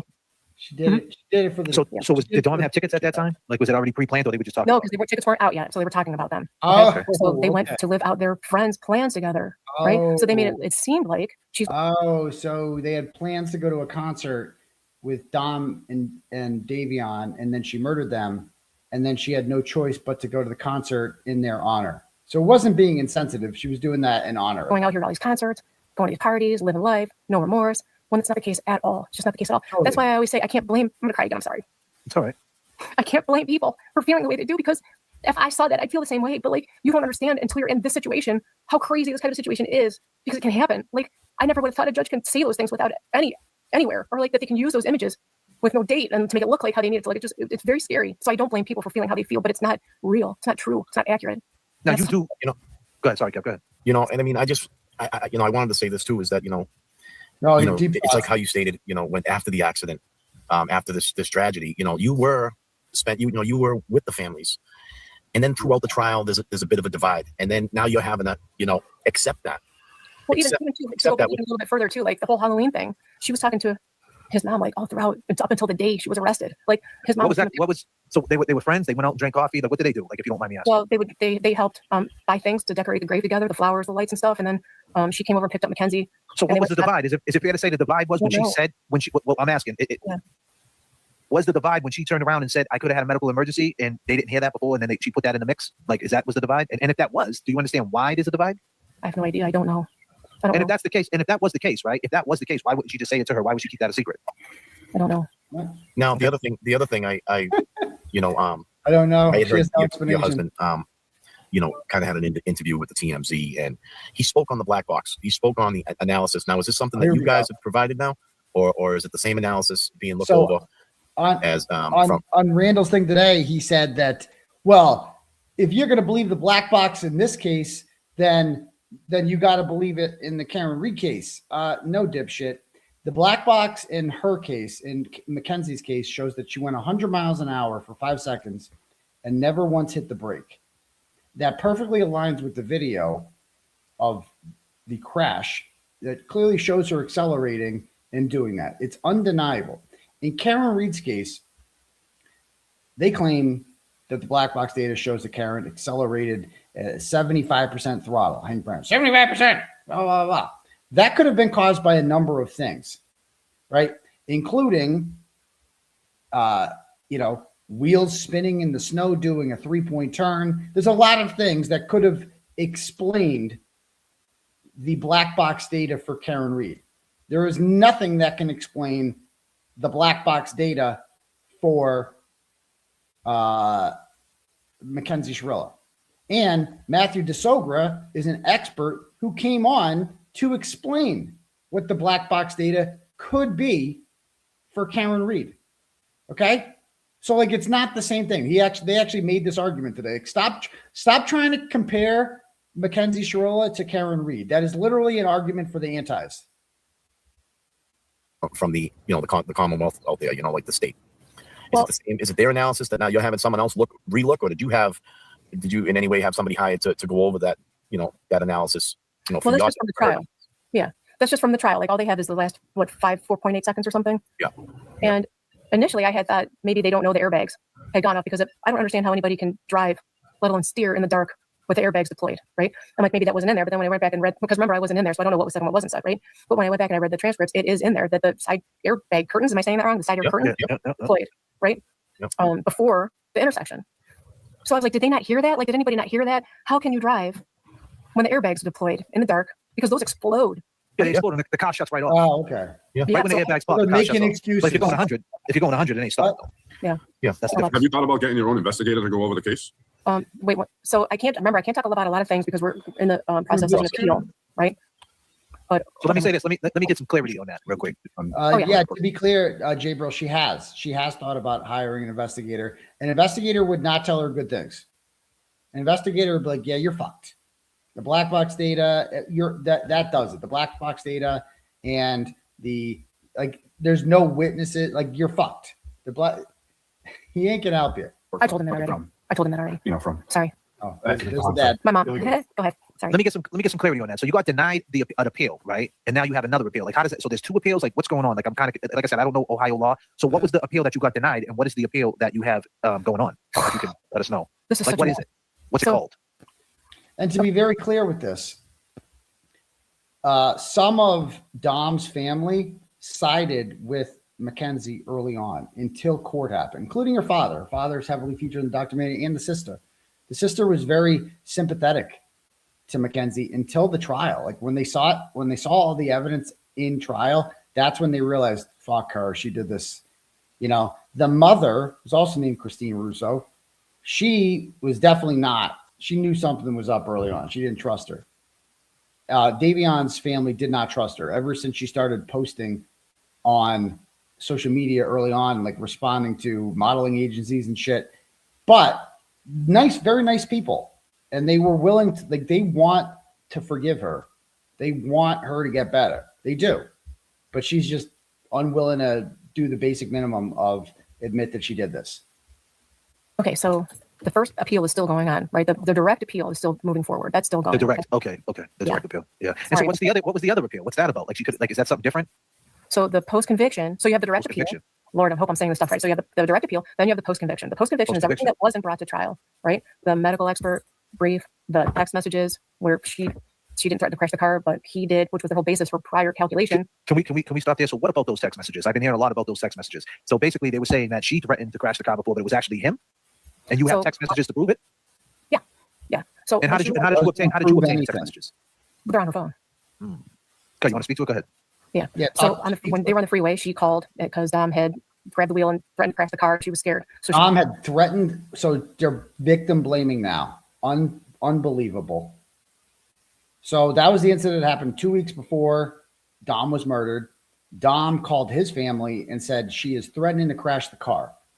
And the mother sent her friend over there, Chris Martin, and he extricated Dom from that. Chris testified at the trial, and he said that he heard her say this, that she was going to crash the car and all this. And then to cover for herself after the fact, she then wrote a text message to Christine Russo saying Dom's threatening to crash the car. That doesn't prove anything. Again, I showed the same thing with the 5150 text messages from March 5th, in which she sends a text message saying he just hit me. And we all know by now she has admitted no such thing happened. So memorializing a lie in a text message to cover yourself is not proof of anything. That's what Mackenzie did when she did that. She had already been caught. She was already busted. She was trying to change the narrative. And the mother is passing it off now as if it's a fact, saying Dom grabbed the wheel. That is a complete lie. He's not here to defend himself because Mackenzie murdered him. And they're saying nothing. Pulled over the side of the road. And I told her I was very proud of her for doing that, because if you're ever scared, pull over and make whoever that is get out of the car, right? So she had sent a text message to his mom saying, Dom's scaring me. He needs to get out of my car. He's not getting out of my car. If he doesn't get out of my car, I'm calling my dad. He tried to crash the car and hurt me, right? So then there's that one. And then so there's that. Was that the same day the kid, a witness said that she said she was going to do that? He heard that? Yes. So a witness is saying he heard it, but yet she texted Dom's mother saying that it was Dom who was actually.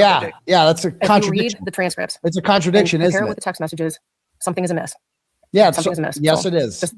No, something is amiss. So yeah. You want to speak to that, Jay Brill, about the text messages? You got any questions about that? Jay Brill. No, I heard from before I spoke with her. I heard how he called one of his family members, and they said that Hunch guy was going to go pick him up because she tried to kill him on the highway. But then after I heard that, I was watching a podcast where it showed the text on that same day, at the same time, that it was actually him who pulled the steering wheel, because she was texting. Remember, I told you the father? I wasn't sure if it was the father or the mother, but she texted the mother that he tried to kill her and she needs to get out of the car. That killer. He tried to crash the car and hurt me. Yeah, crash the car. Oh, okay, Yeah. not kill. Well, that's the thing. But here's the thing. Say he did do that, right? Hypothetically, if the car did crash and someone did die, the intent was to crash, and whatever happens after that, you're charged with accordingly in the state of Ohio. You'll get blamed for it. So you still get murder. So if you read those text messages, she says there's like a 10-minute pause in there, and then she says Hench is on the way, right? So if she says Hench is on the way, someone's saying those are two different incidents.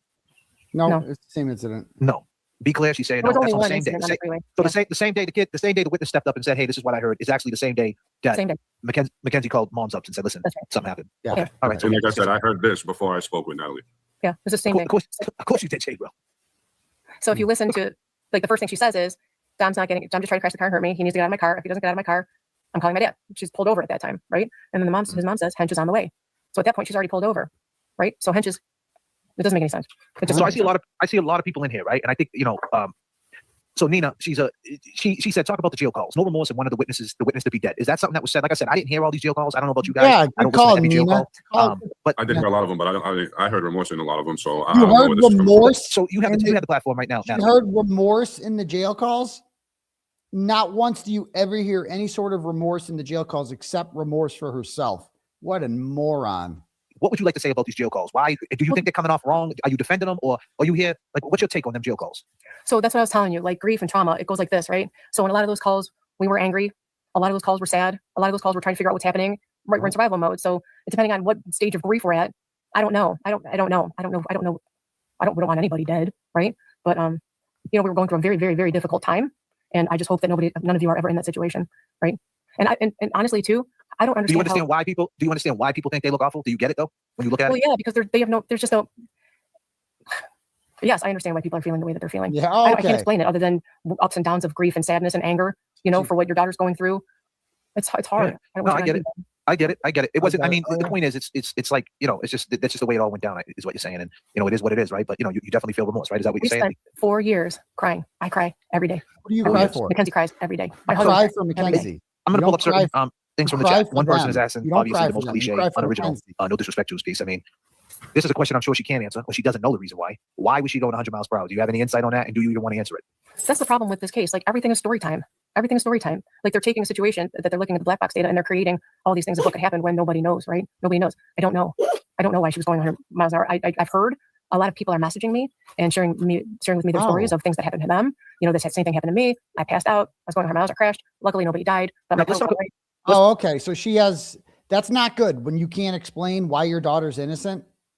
That's not good. Because we can explain why Karen Reed left those voicemails with John O'Keefe, because she thought that he was alive and she was going to cuss him out. Every piece of evidence against Karen Reed we can explain, but she can't explain the most damning evidence against her daughter. But a couple people messaged her on Facebook and were like, "That happened to me," and she's like, "Oh yeah, that's good. That's good." This is how desperate she is, because they have no supporters. Like everyone who supports her is insane. Let's talk about that street. Now, you familiar with that street? How long did you live in that town, if you don't mind me asking? That's okay. 20 years. 20 years. What's that street all about? Is that a street where people fly up? Is that like, because me and Kevin we grew up in Lynn. Yeah, and there's talk a place about yourself. in Saugus, Yep, Mass. This is Massachusetts. yeah, It's a place called Snake Hill, and it goes crazy. And I can't even tell you how many times I just took a ride on Snake Hill to do the Snake Hill things. Okay, yeah. Probably wasn't in hindsight, probably was real stupid. But that's what we did. Yeah. So is that a street where you go on and say, let's see what this got, and you fly up? Do you see people doing that?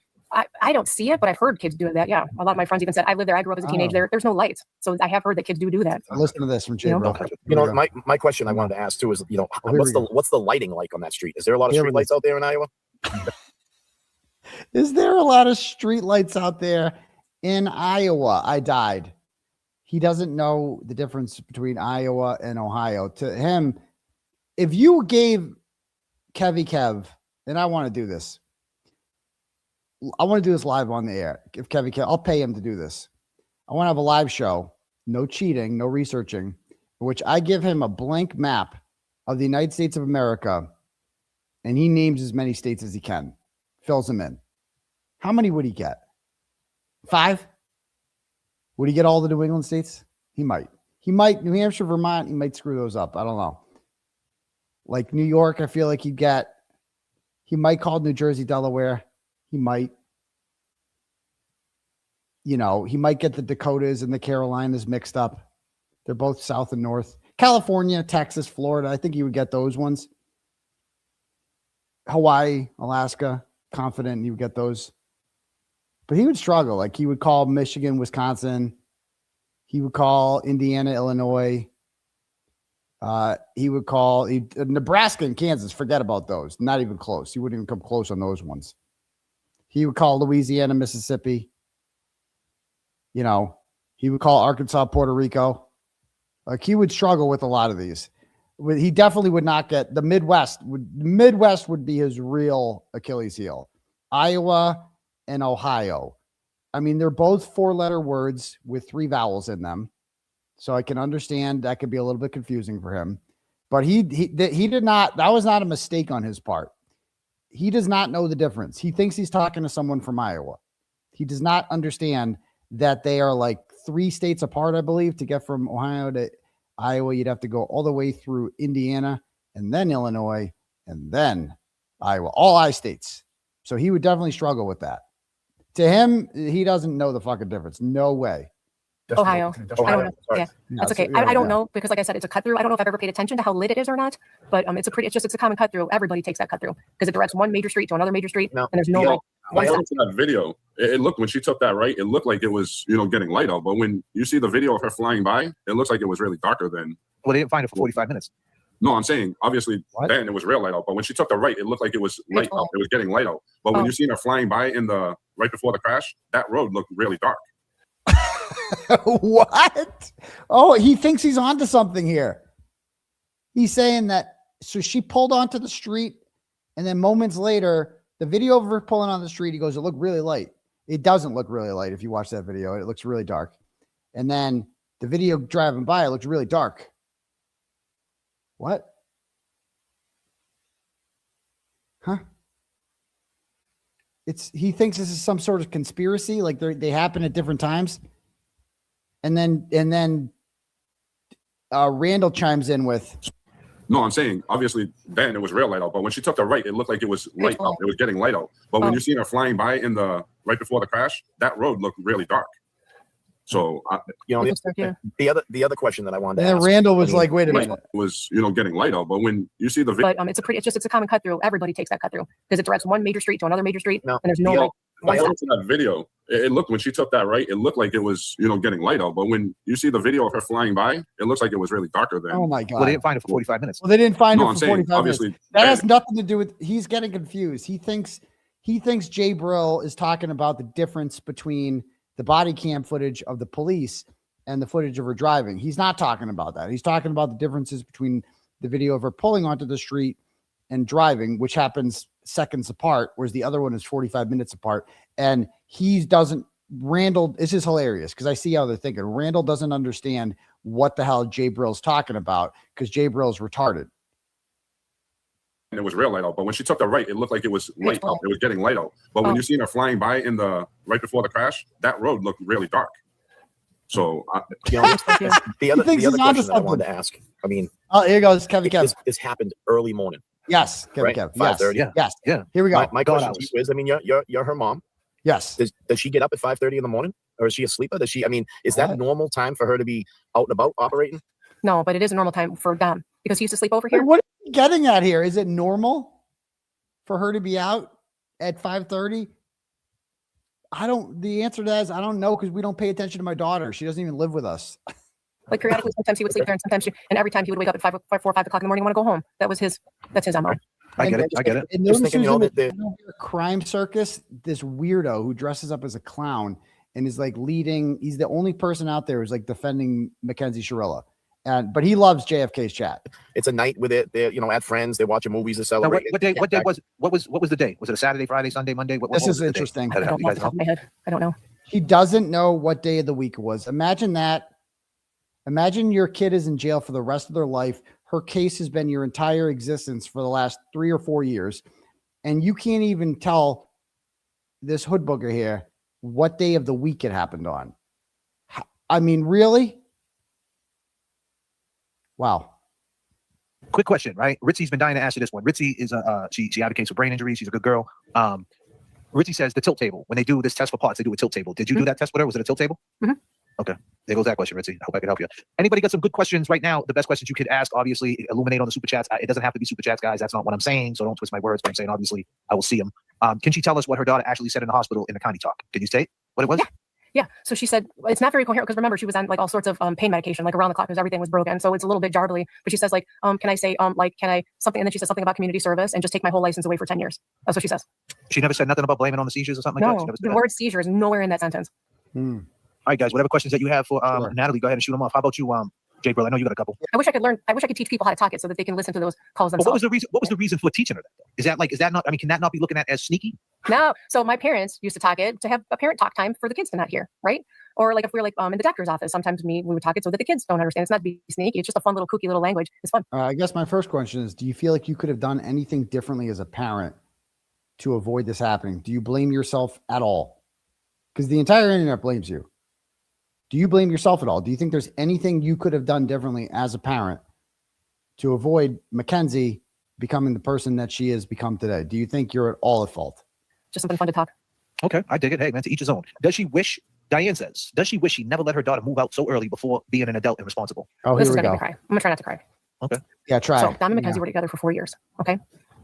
She lived in both places. And I'm gonna read something to you too, and this is gonna make me cry even harder. Okay. She lived here and she lived there. Oh my God, I'm gonna cry. So one of my favorite things to do was I was helping them bridge the gap from their teenage relationship to a much more bigger, like a mature one, right? Oh, So we would go over there and I helped them plant a garden. We were like a little compost bin, and I helped him go to Costco and get a blender, a Vitamix blender, which he was so mad about because it didn't grind ice. But anyway, so it was really fun to watch them. Oh, this is a fake cry. Fake cry. Here we go. Oh, watch this. I'm Watch sorry. this. They put her backstage. Take your time. Take your time. Say a for a prayer. second, put it backstage. Say a prayer. Yeah, take your time. Take your time. Take your time. Say a Let her prayer. get her thoughts together. This is not easy. This is brave, no matter how you look at it. Oh, this is I mean, brave? that's not nice. Horrible mother. Like, okay, That's not like nice. that's not nice. People saying shit like that. Like, what? Her daughter, she is a horrible mother. You know what's not nice? Driving 2 people into a wall and killing them. That's not nice. She is a horrible mother. She's faking crying. I mean, this is unbelievable. What are we doing here? She's Yeah, brave. we know Called her that's all brave. Yeah. So you know what? Someone wrench that person. Throw a wrench at that person right off their forehead. I think someone already beat me to it. Nice. Thank you. Oh, she's back and all better. No, She's all you still better. want to read it, or you want to just move forward a little bit? I do want to Go read. ahead. Go But ahead. anyway, it was really fun to watch them bridge the gap from their teenage life to their more mature adult life because they've already spent together nearly 4 years, right? So they were going to the next phase. So she wasn't like living their life full time. It was like both, like bridging. She was almost 18, right? So it's not abnormal for people to start their life like when they're 18 plus, right? Because they'd already been together for so long, right? And he was part of our family, so it wasn't even abnormal for me because he just was a part of us, right? So that part was like very natural. It was like a seamless, natural transition for me because that's the way it was anyway. So it was a very normal, natural, seamless process for me. And then, we got parents next door there. And then we live literally just down the street. So they're both surrounded by parental units that are there for anything that they need and stuff. So it was fun. That was very fun for me to watch them grow into the next phase. It was very sweet. You didn't even answer the question.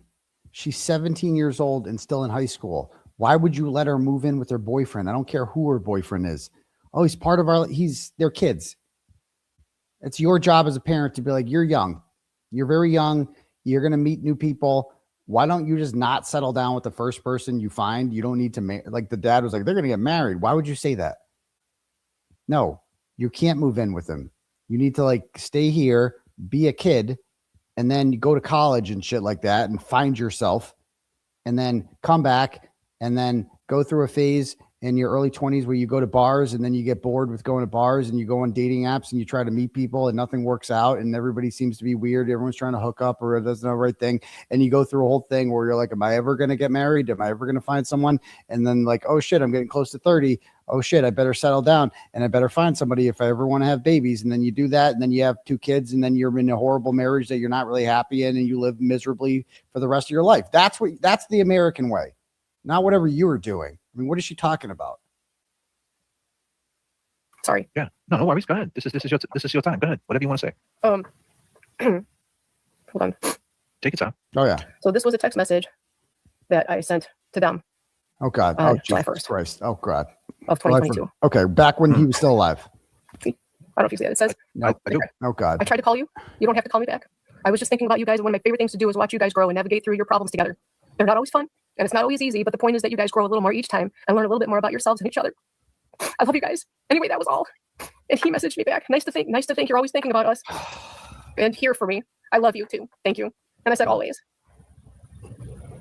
That's the kind of message that you send to your daughter's boyfriend when she's 30, not when she's 17.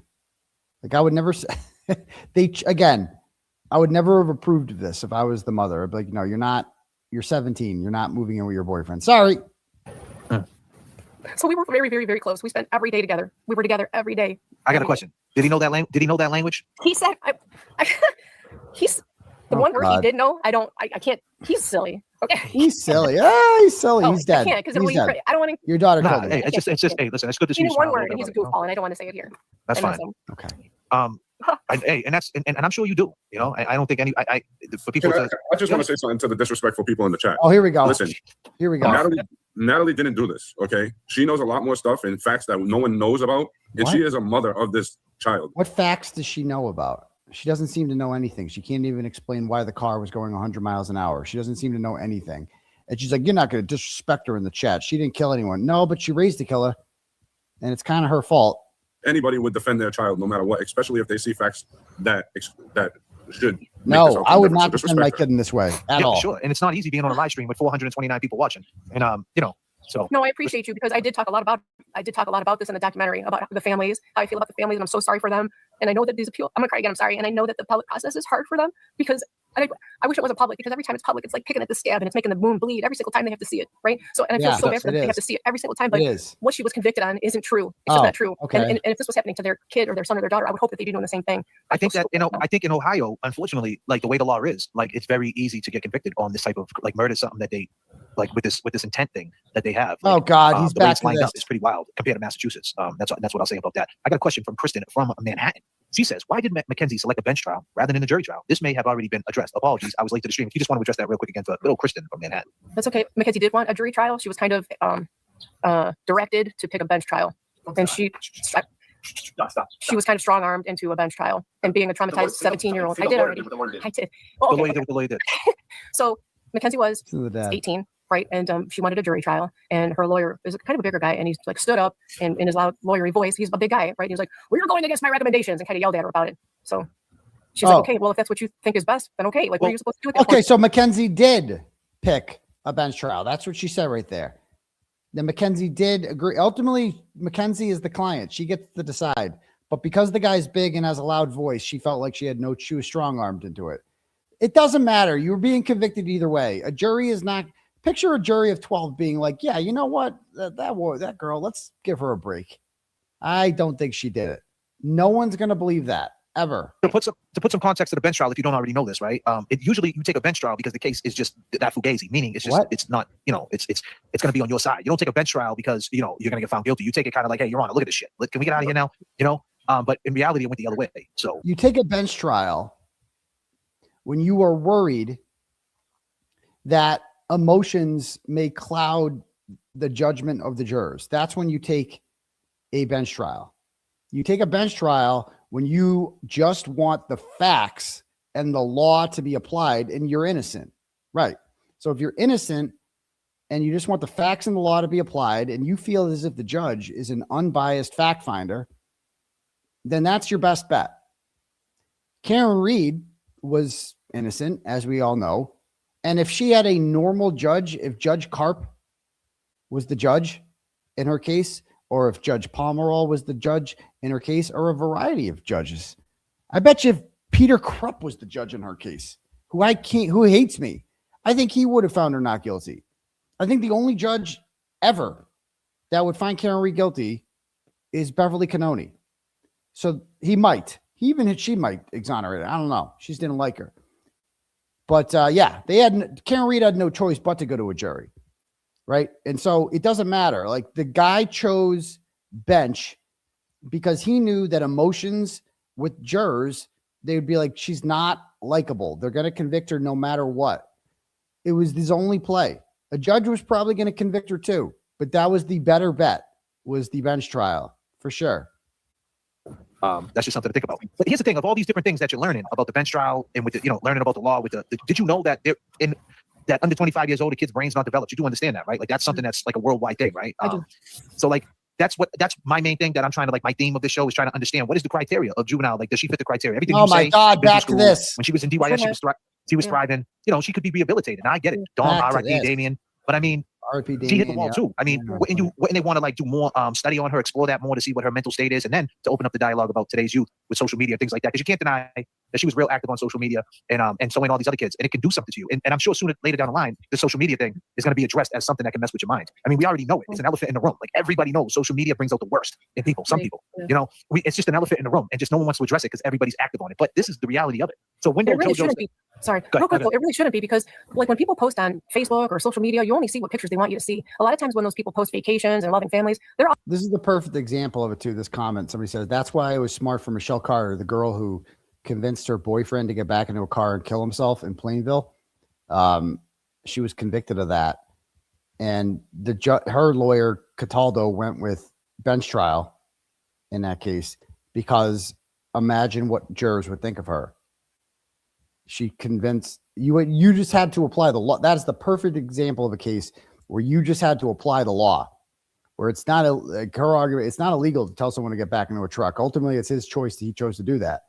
Right. You might not like her, Your Honor, but the fact that, and a judge is going to know that, or a juror is going to look at that and be like, what kind of evil bitch are you? That's because a juror is not a lawyer. They didn't go to law school. They don't understand this shit. You can tell them what the directions are, but ultimately they're human. But she was convicted either way, but the better play was for the bench trial.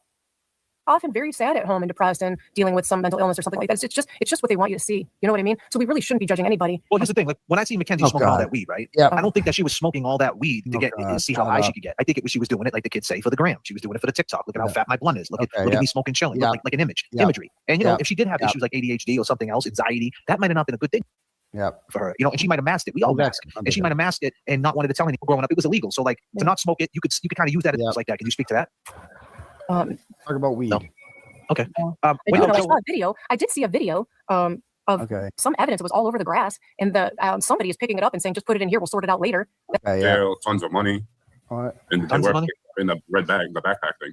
What? I don't know who's that is. Window Joho says, praying for you. How often do you see Mackenzie? I just wish she had a better defense team. How much? I wish she had a better defense team. This is tough for me. This is what these people are saying. I wish she had a better. Why do you wish that? Why do you wish good things for Mackenzie Shirilla? Her defense team was fine. Okay, it was an unwinnable case. They're acting like she was innocent, and our lawyers screwed her over. That's the message that his idiot audience is getting. Answer, because I get to see her twice a month, and I go without fail. Okay, and I'm not complaining about that because at least I get to see her. I know I'm very blessed. We're very blessed. Mackenzie always says that too. She knows that she's blessed and lucky to be here. So, but I get to see her twice a month.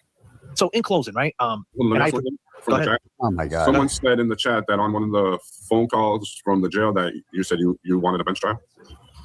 Me? Is that true or not true? Oh my God. Did you ever tell Mackenzie in a jail phone Well, call that she I should was stick torn. I'm torn on the whole bench trial thing personally because a judge should know the law, right? A judge should know Oh, so you the did charges like the and the bench law trial. and what these things mean and what the Yeah. beyond a reasonable doubt and all this other. Oh, you know, the they should judge know knows. and stuff. And on the other hand, And you don't. I'll tell you this: after this interview, and I don't mean to cut you off, right? But I just, after hearing this interview, it's plain to see if you guys don't see it here from the horse's mouth. It doesn't look like, and I mean this with all due respect, knows much about the law. So if No. you're from the outside looking in, you would think just put it to a judge. The judge can see through the bullshit. I know. I So know. to speak. So to speak. I mean, that's fair. That's fair. We as people of a community, we put our trust in the law to But I feel so stupid. I just feel dumb.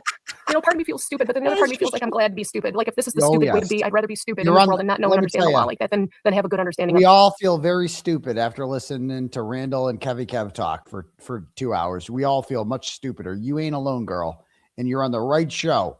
If you want to feel stupid, you're in the right So place. I'm really okay with feeling the way I feel about it, but I didn't know. I just didn't know.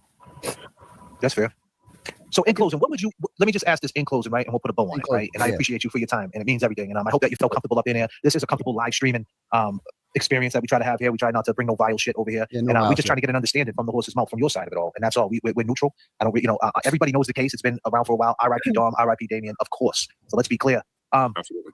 What would you like to see had happened to Mackenzie? Like if there was a sentence that you could give her, what do you think was fair? Do you have that in your head? What do you think that, would be fair? Well, everybody thought it would be vehicular homicide or vehicular manslaughter. Sometimes that's what it should have been. If anything, that's what it should have been.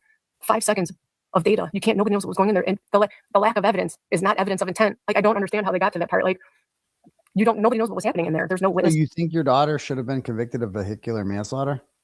Okay. Interesting. There's nothing. And even the prosecutor said he doesn't know. He exhausted all evidence. He turned over everything. Oh, the and prosecutor I couldn't find knows. anything. So it's got to be this. Like, that's not how it's supposed to be. The If you detective could, doesn't know either. I don't want this to be a trick question, but how many years do you think she should have? That's Do you have an exactly answer for what that? they thought. They I thought don't this know. was going to be their big break. You got anything to say in closing, Kevin Kev? I Here I we go. appreciate you Good taking thoughts. the time to come up Good here thoughts. and Yeah.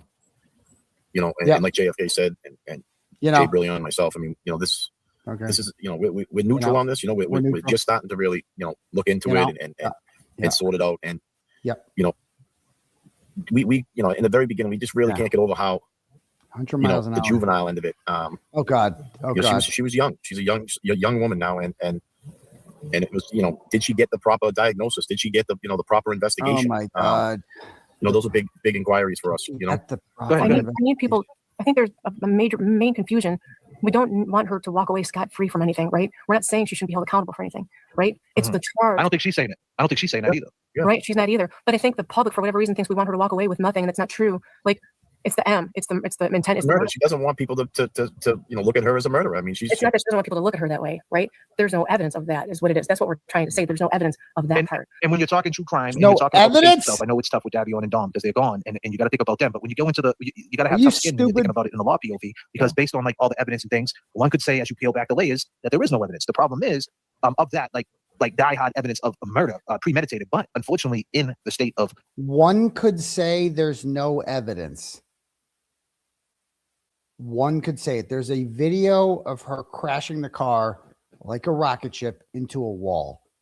There's EDR data showing her accelerating to 100 miles an hour for 5 seconds and not applying any brakes. There is video of her abusing Dominic 2 weeks before she murders him.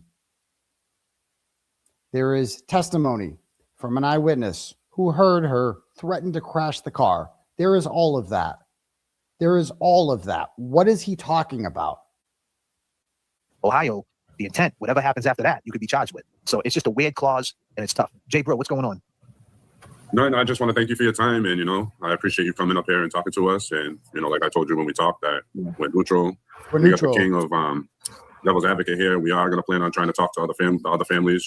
That's how we get to the. What other Well, family? the thing is, They we don't want wanna to make it talk to compelling you. and make it interesting. I mean, in this case, everybody already has a POV of it. So it's like we're not going to sit here and advocate for what's wrong, what's right. We're going to talk to the people and let them decide. Not, because this is when you do live streaming, this is their chat, right? You can't control. I can control people being vile, talking crap to the guests and things like that to an extent, right? But I mean, at the end of the day, maybe listen, maybe you pick up something that you didn't hear before. But yeah, going forward in the end, my take on this, my stance on this is just the mindset of a juvenile. Could she be rehabilitated? Because now she has life, and she got to do 15 years before she sees a parole board, and a bunch of things could happen in that jail where she gets D reports, and it could push her back 5 years. And is that necessary? I don't know, and that's the question that I'm asking. I don't know either, but it was. I do want a couple people to know a couple more things, right? So after the car accident, we spent a lot of time with Dom's mom and dad, right? And then around September, that's when we got to meet all the rest of the family. It was at Dom's birthday party afterward, and that's when we got to meet the rest of the family and stuff. So that was nice too. So Ken's got to go there and then hang out with the kids and everything. So that was nice. And then also, and these texts, right? There's a little confusion too that she never threatened his physical. There's confusion with that too. If you read through, she never threatened his physical life. She threatened to call the cops on him all the time. So his like, I don't know what kind of life you call that, like life as you know it kind of threatened to call the cops and ruin your life, not your physical life, right? So there's a little confusion in how they're interpreting. She's just threatening to call the cops and say that he hit her. So it's a different kind of abuse. It's a different kind of lie. Information. So a lot of the time she spent trying to save him from himself. She would never intentionally hurt him. She was trying it to would contradict everything she's ever done in trying to save him. To keep him safe. Oh, now it makes sense. Playing the clip, she says you can hear a voice saying she got a lot. Can you ask her about that? That's not, yes, I saw that too. Apparently there's a clip going around where she's getting arrested where you can hear the boys in the afterlife say that can you say the kill word on here? I don't even know. Yeah, you can say it. What? There's a clip going around where I guess you can hear the boys in the background saying she killed us like in the afterlife, but that's not part of the not real. Oh man, I can't believe I just put that up. Yeah. That's what I mean. So I can't blame people for. And then look at only that. These text messages were not in there. The Snapchat, all of that is just static. So do you think it was corrupt? Do you think there was corruption in this corruption? Case Natalie? I mean against. Sorry. I don't know. I mean, all the stuff you're saying. Do you think she got railroaded? You don't think she had a fair shot? You think the judge was biased? I don't know. Was there any bias? You think? I was just gonna say. I don't know. I just would like a fair trial, just so all this stuff can come forward. She had a fair trial. What are you talking about? Was there corruption? What evidence is there? Stop trying to compare this to Karen Reed. It cheapens what happened to Karen Reed, the injustice that happened to her when you start throwing around words like corruption. That's exactly what they're doing here. And get the experts that she needs and look at the stuff that is now late because of the 1 day thing, which we're appealing. That's the part we're appealing is the 1 day thing, because according to law and case study, it's not. So right. A quick question. Can you ask about her getting in trouble inside? She has a lot of D reports, write-ups. Is she getting in trouble in there? Is she doing all right? How's she doing? Well, that's a tricky little thing. So unless you've been in there, you don't know how that works, right? So that report, somebody sent that to me and like, is this true? So that's just things that she's charged with, like things that she's being told she's doing. That's not things that she's not convicted of. A lot of that stuff she appealed and won because a lot of those things are baseless, which I'm sure you can imagine. The write-ups? Yeah. In there? Mm-hmm. Is she now? Is she in general population in there? Well, there's cottages, so they're all in like certain housing units. Like a dorm, like she's like a dorm. She's getting all sorts of write-ups in there, but those aren't her fault either. Everything that Mackenzie gets blamed for, driving into cars, murdering people, driving into walls, murdering people, threatening to crash your car. She's not guilty of any of it. And all these reports in jail, these disciplinary, none of those are her fault either. She's never done anything wrong ever. I'm saying like punks. Yeah. Like what you showed last night. Yeah, what I showed. Yeah, I'm familiar. Yikes. Yeah, I said I'm familiar with how that works. Unfortunately, but yeah. So but is she? So that she got restrictions having life. Obviously, she can't move to certain like lesser securities parts of the prison like other people because she got that life that holds her down for classification. She got to have so many years and things like that. So that sucks. And that's the point we're talking about rehabilitation. Well, what it means is if she got life attached, she got no out date. There's no EOS. It's a parole date. There's no end of sentence. Meaning that most people if they get 20 years, if they got 15 years in, they got 5 years left. They say, okay, you can go out on a stick and pick crew. You can go to a work release. You could go into make flags. I know they make flags in there. You could take trash out. Yeah, you could do certain things. Those lesser things where you leave the facility like that. Go to a lesser, and kind of ease up and kind of transition.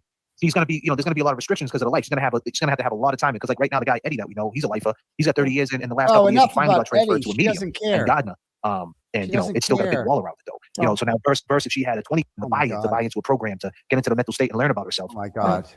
And she's young. You only got one shot at being young. If you got anything to say to the audience tonight, what would you like them to hear from you today, this evening? Oh my God. Oh boy.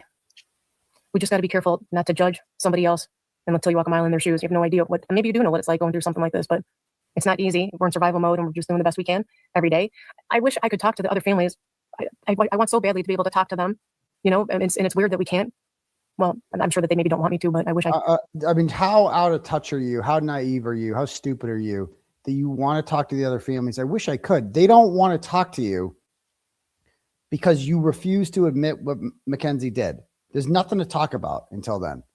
Until you admit that Mackenzie killed their sons, they have nothing to say to you.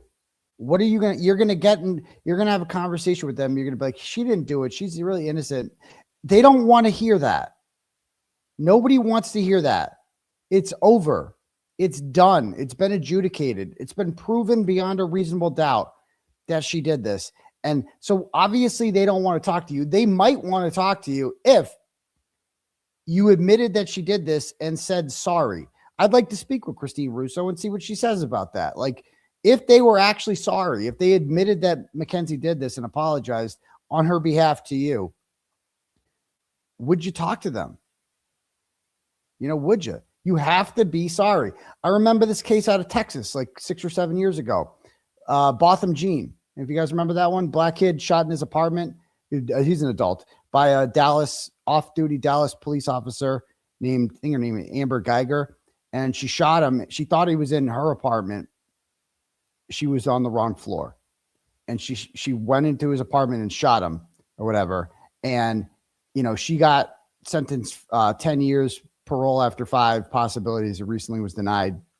And it was a really powerful moment at the end when Botham Jean's brother hugged her. You guys remember that? He hugged her. The judge allowed it. And it was like, why did the brother hug her? Because she admitted it. And she was sorry, right? She wasn't making excuses. Well, she was. She thought she was in the wrong apartment, whatever. But like, nobody thought that she maliciously tried to hunt this dude down. That argument wasn't made by the prosecution, right? That was actually a very sad thing. I felt for both families in that. I felt bad for her, but I also understood she took a life. And I obviously felt bad for her family. But seeing the brother hug her like I've never seen anything like that in court before. And you probably never will see that again. That was crazy. But why did he hug her? Because she was sorry. You got to admit you did it. If you're not going to admit it, then there's nothing to talk about. I could. I think that there would be a lot of healing in there. But that's okay if they don't. Like I said, I don't blame anybody for feeling the way that they're feeling. It's okay. It's okay. We just got to be careful not to judge each other and just be there for each other. Life is hard. Life is hard enough without stuff like this, right? We're people, and people are my church. So I wish that we could help build each other up instead of bring people down. Do you hold her accountable for what happened? I know she was the driver in the car, right? So there's definitely accountability for that part. It just wasn't intentional. That's all. Fair enough. Well, listen, Natalie. And that's the problem that people are missing. She's holding herself accountable for driving. She's not holding herself accountable for murdering those two. No, never. boys. No, we get But that. the pecking order. Once the pecking order goes out, the narrative gets spun, and So no one wants sad. to see April's no one like, wants to see it the other way. And if you can send me what you said you were going to send me, Natalie, I would appreciate that. Okay. If you remember what we talked about. I do. All right. Well, Natalie, I hope this helps. I hope that you got to God. tell your story, and I appreciate you being here, giving us the time. Jay Brew, we could talk behind the scenes and kick it, and tell Mackenzie to hold her head up, and and we're If here. you Want have to come back to the show? If you have questions or want to ask questions, or if somebody says something that you think is weird, whatever, please, I wear my life on my sleeve. We have nothing to hide, or I'll tell you everything. I'll show you whatever you need to see. So just let me know. Yeah, definitely. I appreciate your time, Natalie. And, Thank you very we'll be talking soon. Okay, peace and love. Take care. I don't know how you get out of here. What do I do? I'll get you out. I'm so glad that Christine Russo just ghosted them today. That somebody got to them and was like, yeah, you don't want to go on those with the Hoodbooger Talk Radio. They're douchebags. They are douchebags. You do not want to go on with them, period. So, all right. Where was I? All right, cool. Anyway, let me read some turtle chats. I got to get upstairs. And then we're going to have another show tonight at 9. Busy day. A lot of streaming here. Let me just check the turtle chats here. I don't want to miss anyone. And the memberships and all that stuff. All right, we got here. Got a bunch. Let me bang through these as quickly as possible. Barbara sends $10, goes, hey, Turtle Boy, I have something I'd like to make for your new home. May I have your permission to use your logo, and how would I get it? How would I send it to you? It's something you said you needed, so nothing weird. You know how I feel about gifts. We'll see. I mean, if it's something really cool like that clock, maybe you can use it. You can find the logo online, but I don't know.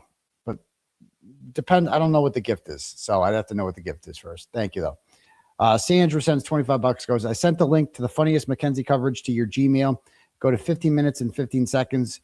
Wish you with you, Aiden. Best of luck with all your proceedings. Thank you, Sandra. I will check that out. Maybe I'll play it tonight during the stream. Helena sends $10, goes, happy Monday, Aiden. Helena in Sweden. Thank you, Helena. Brenda sends $5. It goes, I can't think of a better way to spend my 60th birthday than watching you. Happy birthday, Brenda. Awesome. Great job. May 25th. Awesome. Erin sends $10, goes, could you put some recording or content creator tools on your Amazon wish list so we could send it to her? We can't bring her brother back, but maybe helping her get what she needs to tell her story would be helpful. You talk about Dom's sister or Davion's? I'm not sure. Thank you. Aaron sends $25, goes, will you be sharing the Barnstable court dates and times? I'd like to attend to show my support. It's in my county. Yes, we will be. The other Mary B sends $5, goes, gee willikers, Randall, you cracked the big caper, run and tell BLT and cry fart. Yeah, they're having a complete meltdown. They're not doing too well lately, but what else is new? The other Mary B sends $5 and goes, disclaimer, rumor is JFK has no balls in a micropene. He huffed too many Cryford farts and now he's retarded. Possibly. Zach sends $5, goes, breaking news. Dr. Felcher has been hired and reconstructed the scene. This was a space flight attempt. Oh, is there blue paint involved? He will be explaining how this occurred in Mackenzie's underwear and blue paint on a live stream with Hanky and JFK soon. Well, that's great. Joy sends $5, goes, holy shih tzu. Christine Russo has a post on her Facebook page from yesterday of JFK having Mackenzie's mom on. No wonder she did not show up. Yeah, that's funny. That's embarrassing that like you advertise, like I have Christine Russo coming on and then she just doesn't show up. The invitation has been extended to Christine Russo. As far as my show, we did briefly talk. I'd be happy to have her on here if she wants to, but if she's too busy, I totally get that too. Blessed Mom from Texas sends $10 and says, hey, handsome, I want to ask Natalie, so your daughter was mature enough to live outside the home, but not mature enough to do real prison because she was 17. Well, no, she's saying she doesn't deserve prison because she's innocent. That's what they're saying. So Kristen sends $10, goes, I have no respect for the soulless, sorry excuse for a mother, but the fact that she didn't even correct him when he said R.I.P. Damien like 10 times. She makes me physically sick. Wish they could throw her sorry ass in jail. I know. Or just a hall of shame. Just shame. But they don't allow shame on the Randall program. Only unless you hit a record button. Then you're going to get shamed. Yeah. Okay. Yeah, more jail calls, I guess, are dropping left and right. Everyone's foiling these things. So we're going to talk about it. Let me just make sure the cash apps are here. All right. Do we have any cash apps? We have, let's see.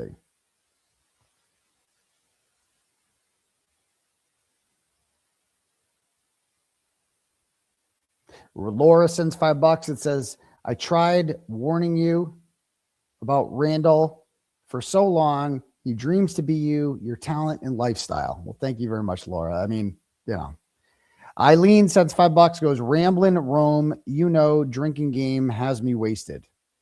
Okay, that's great.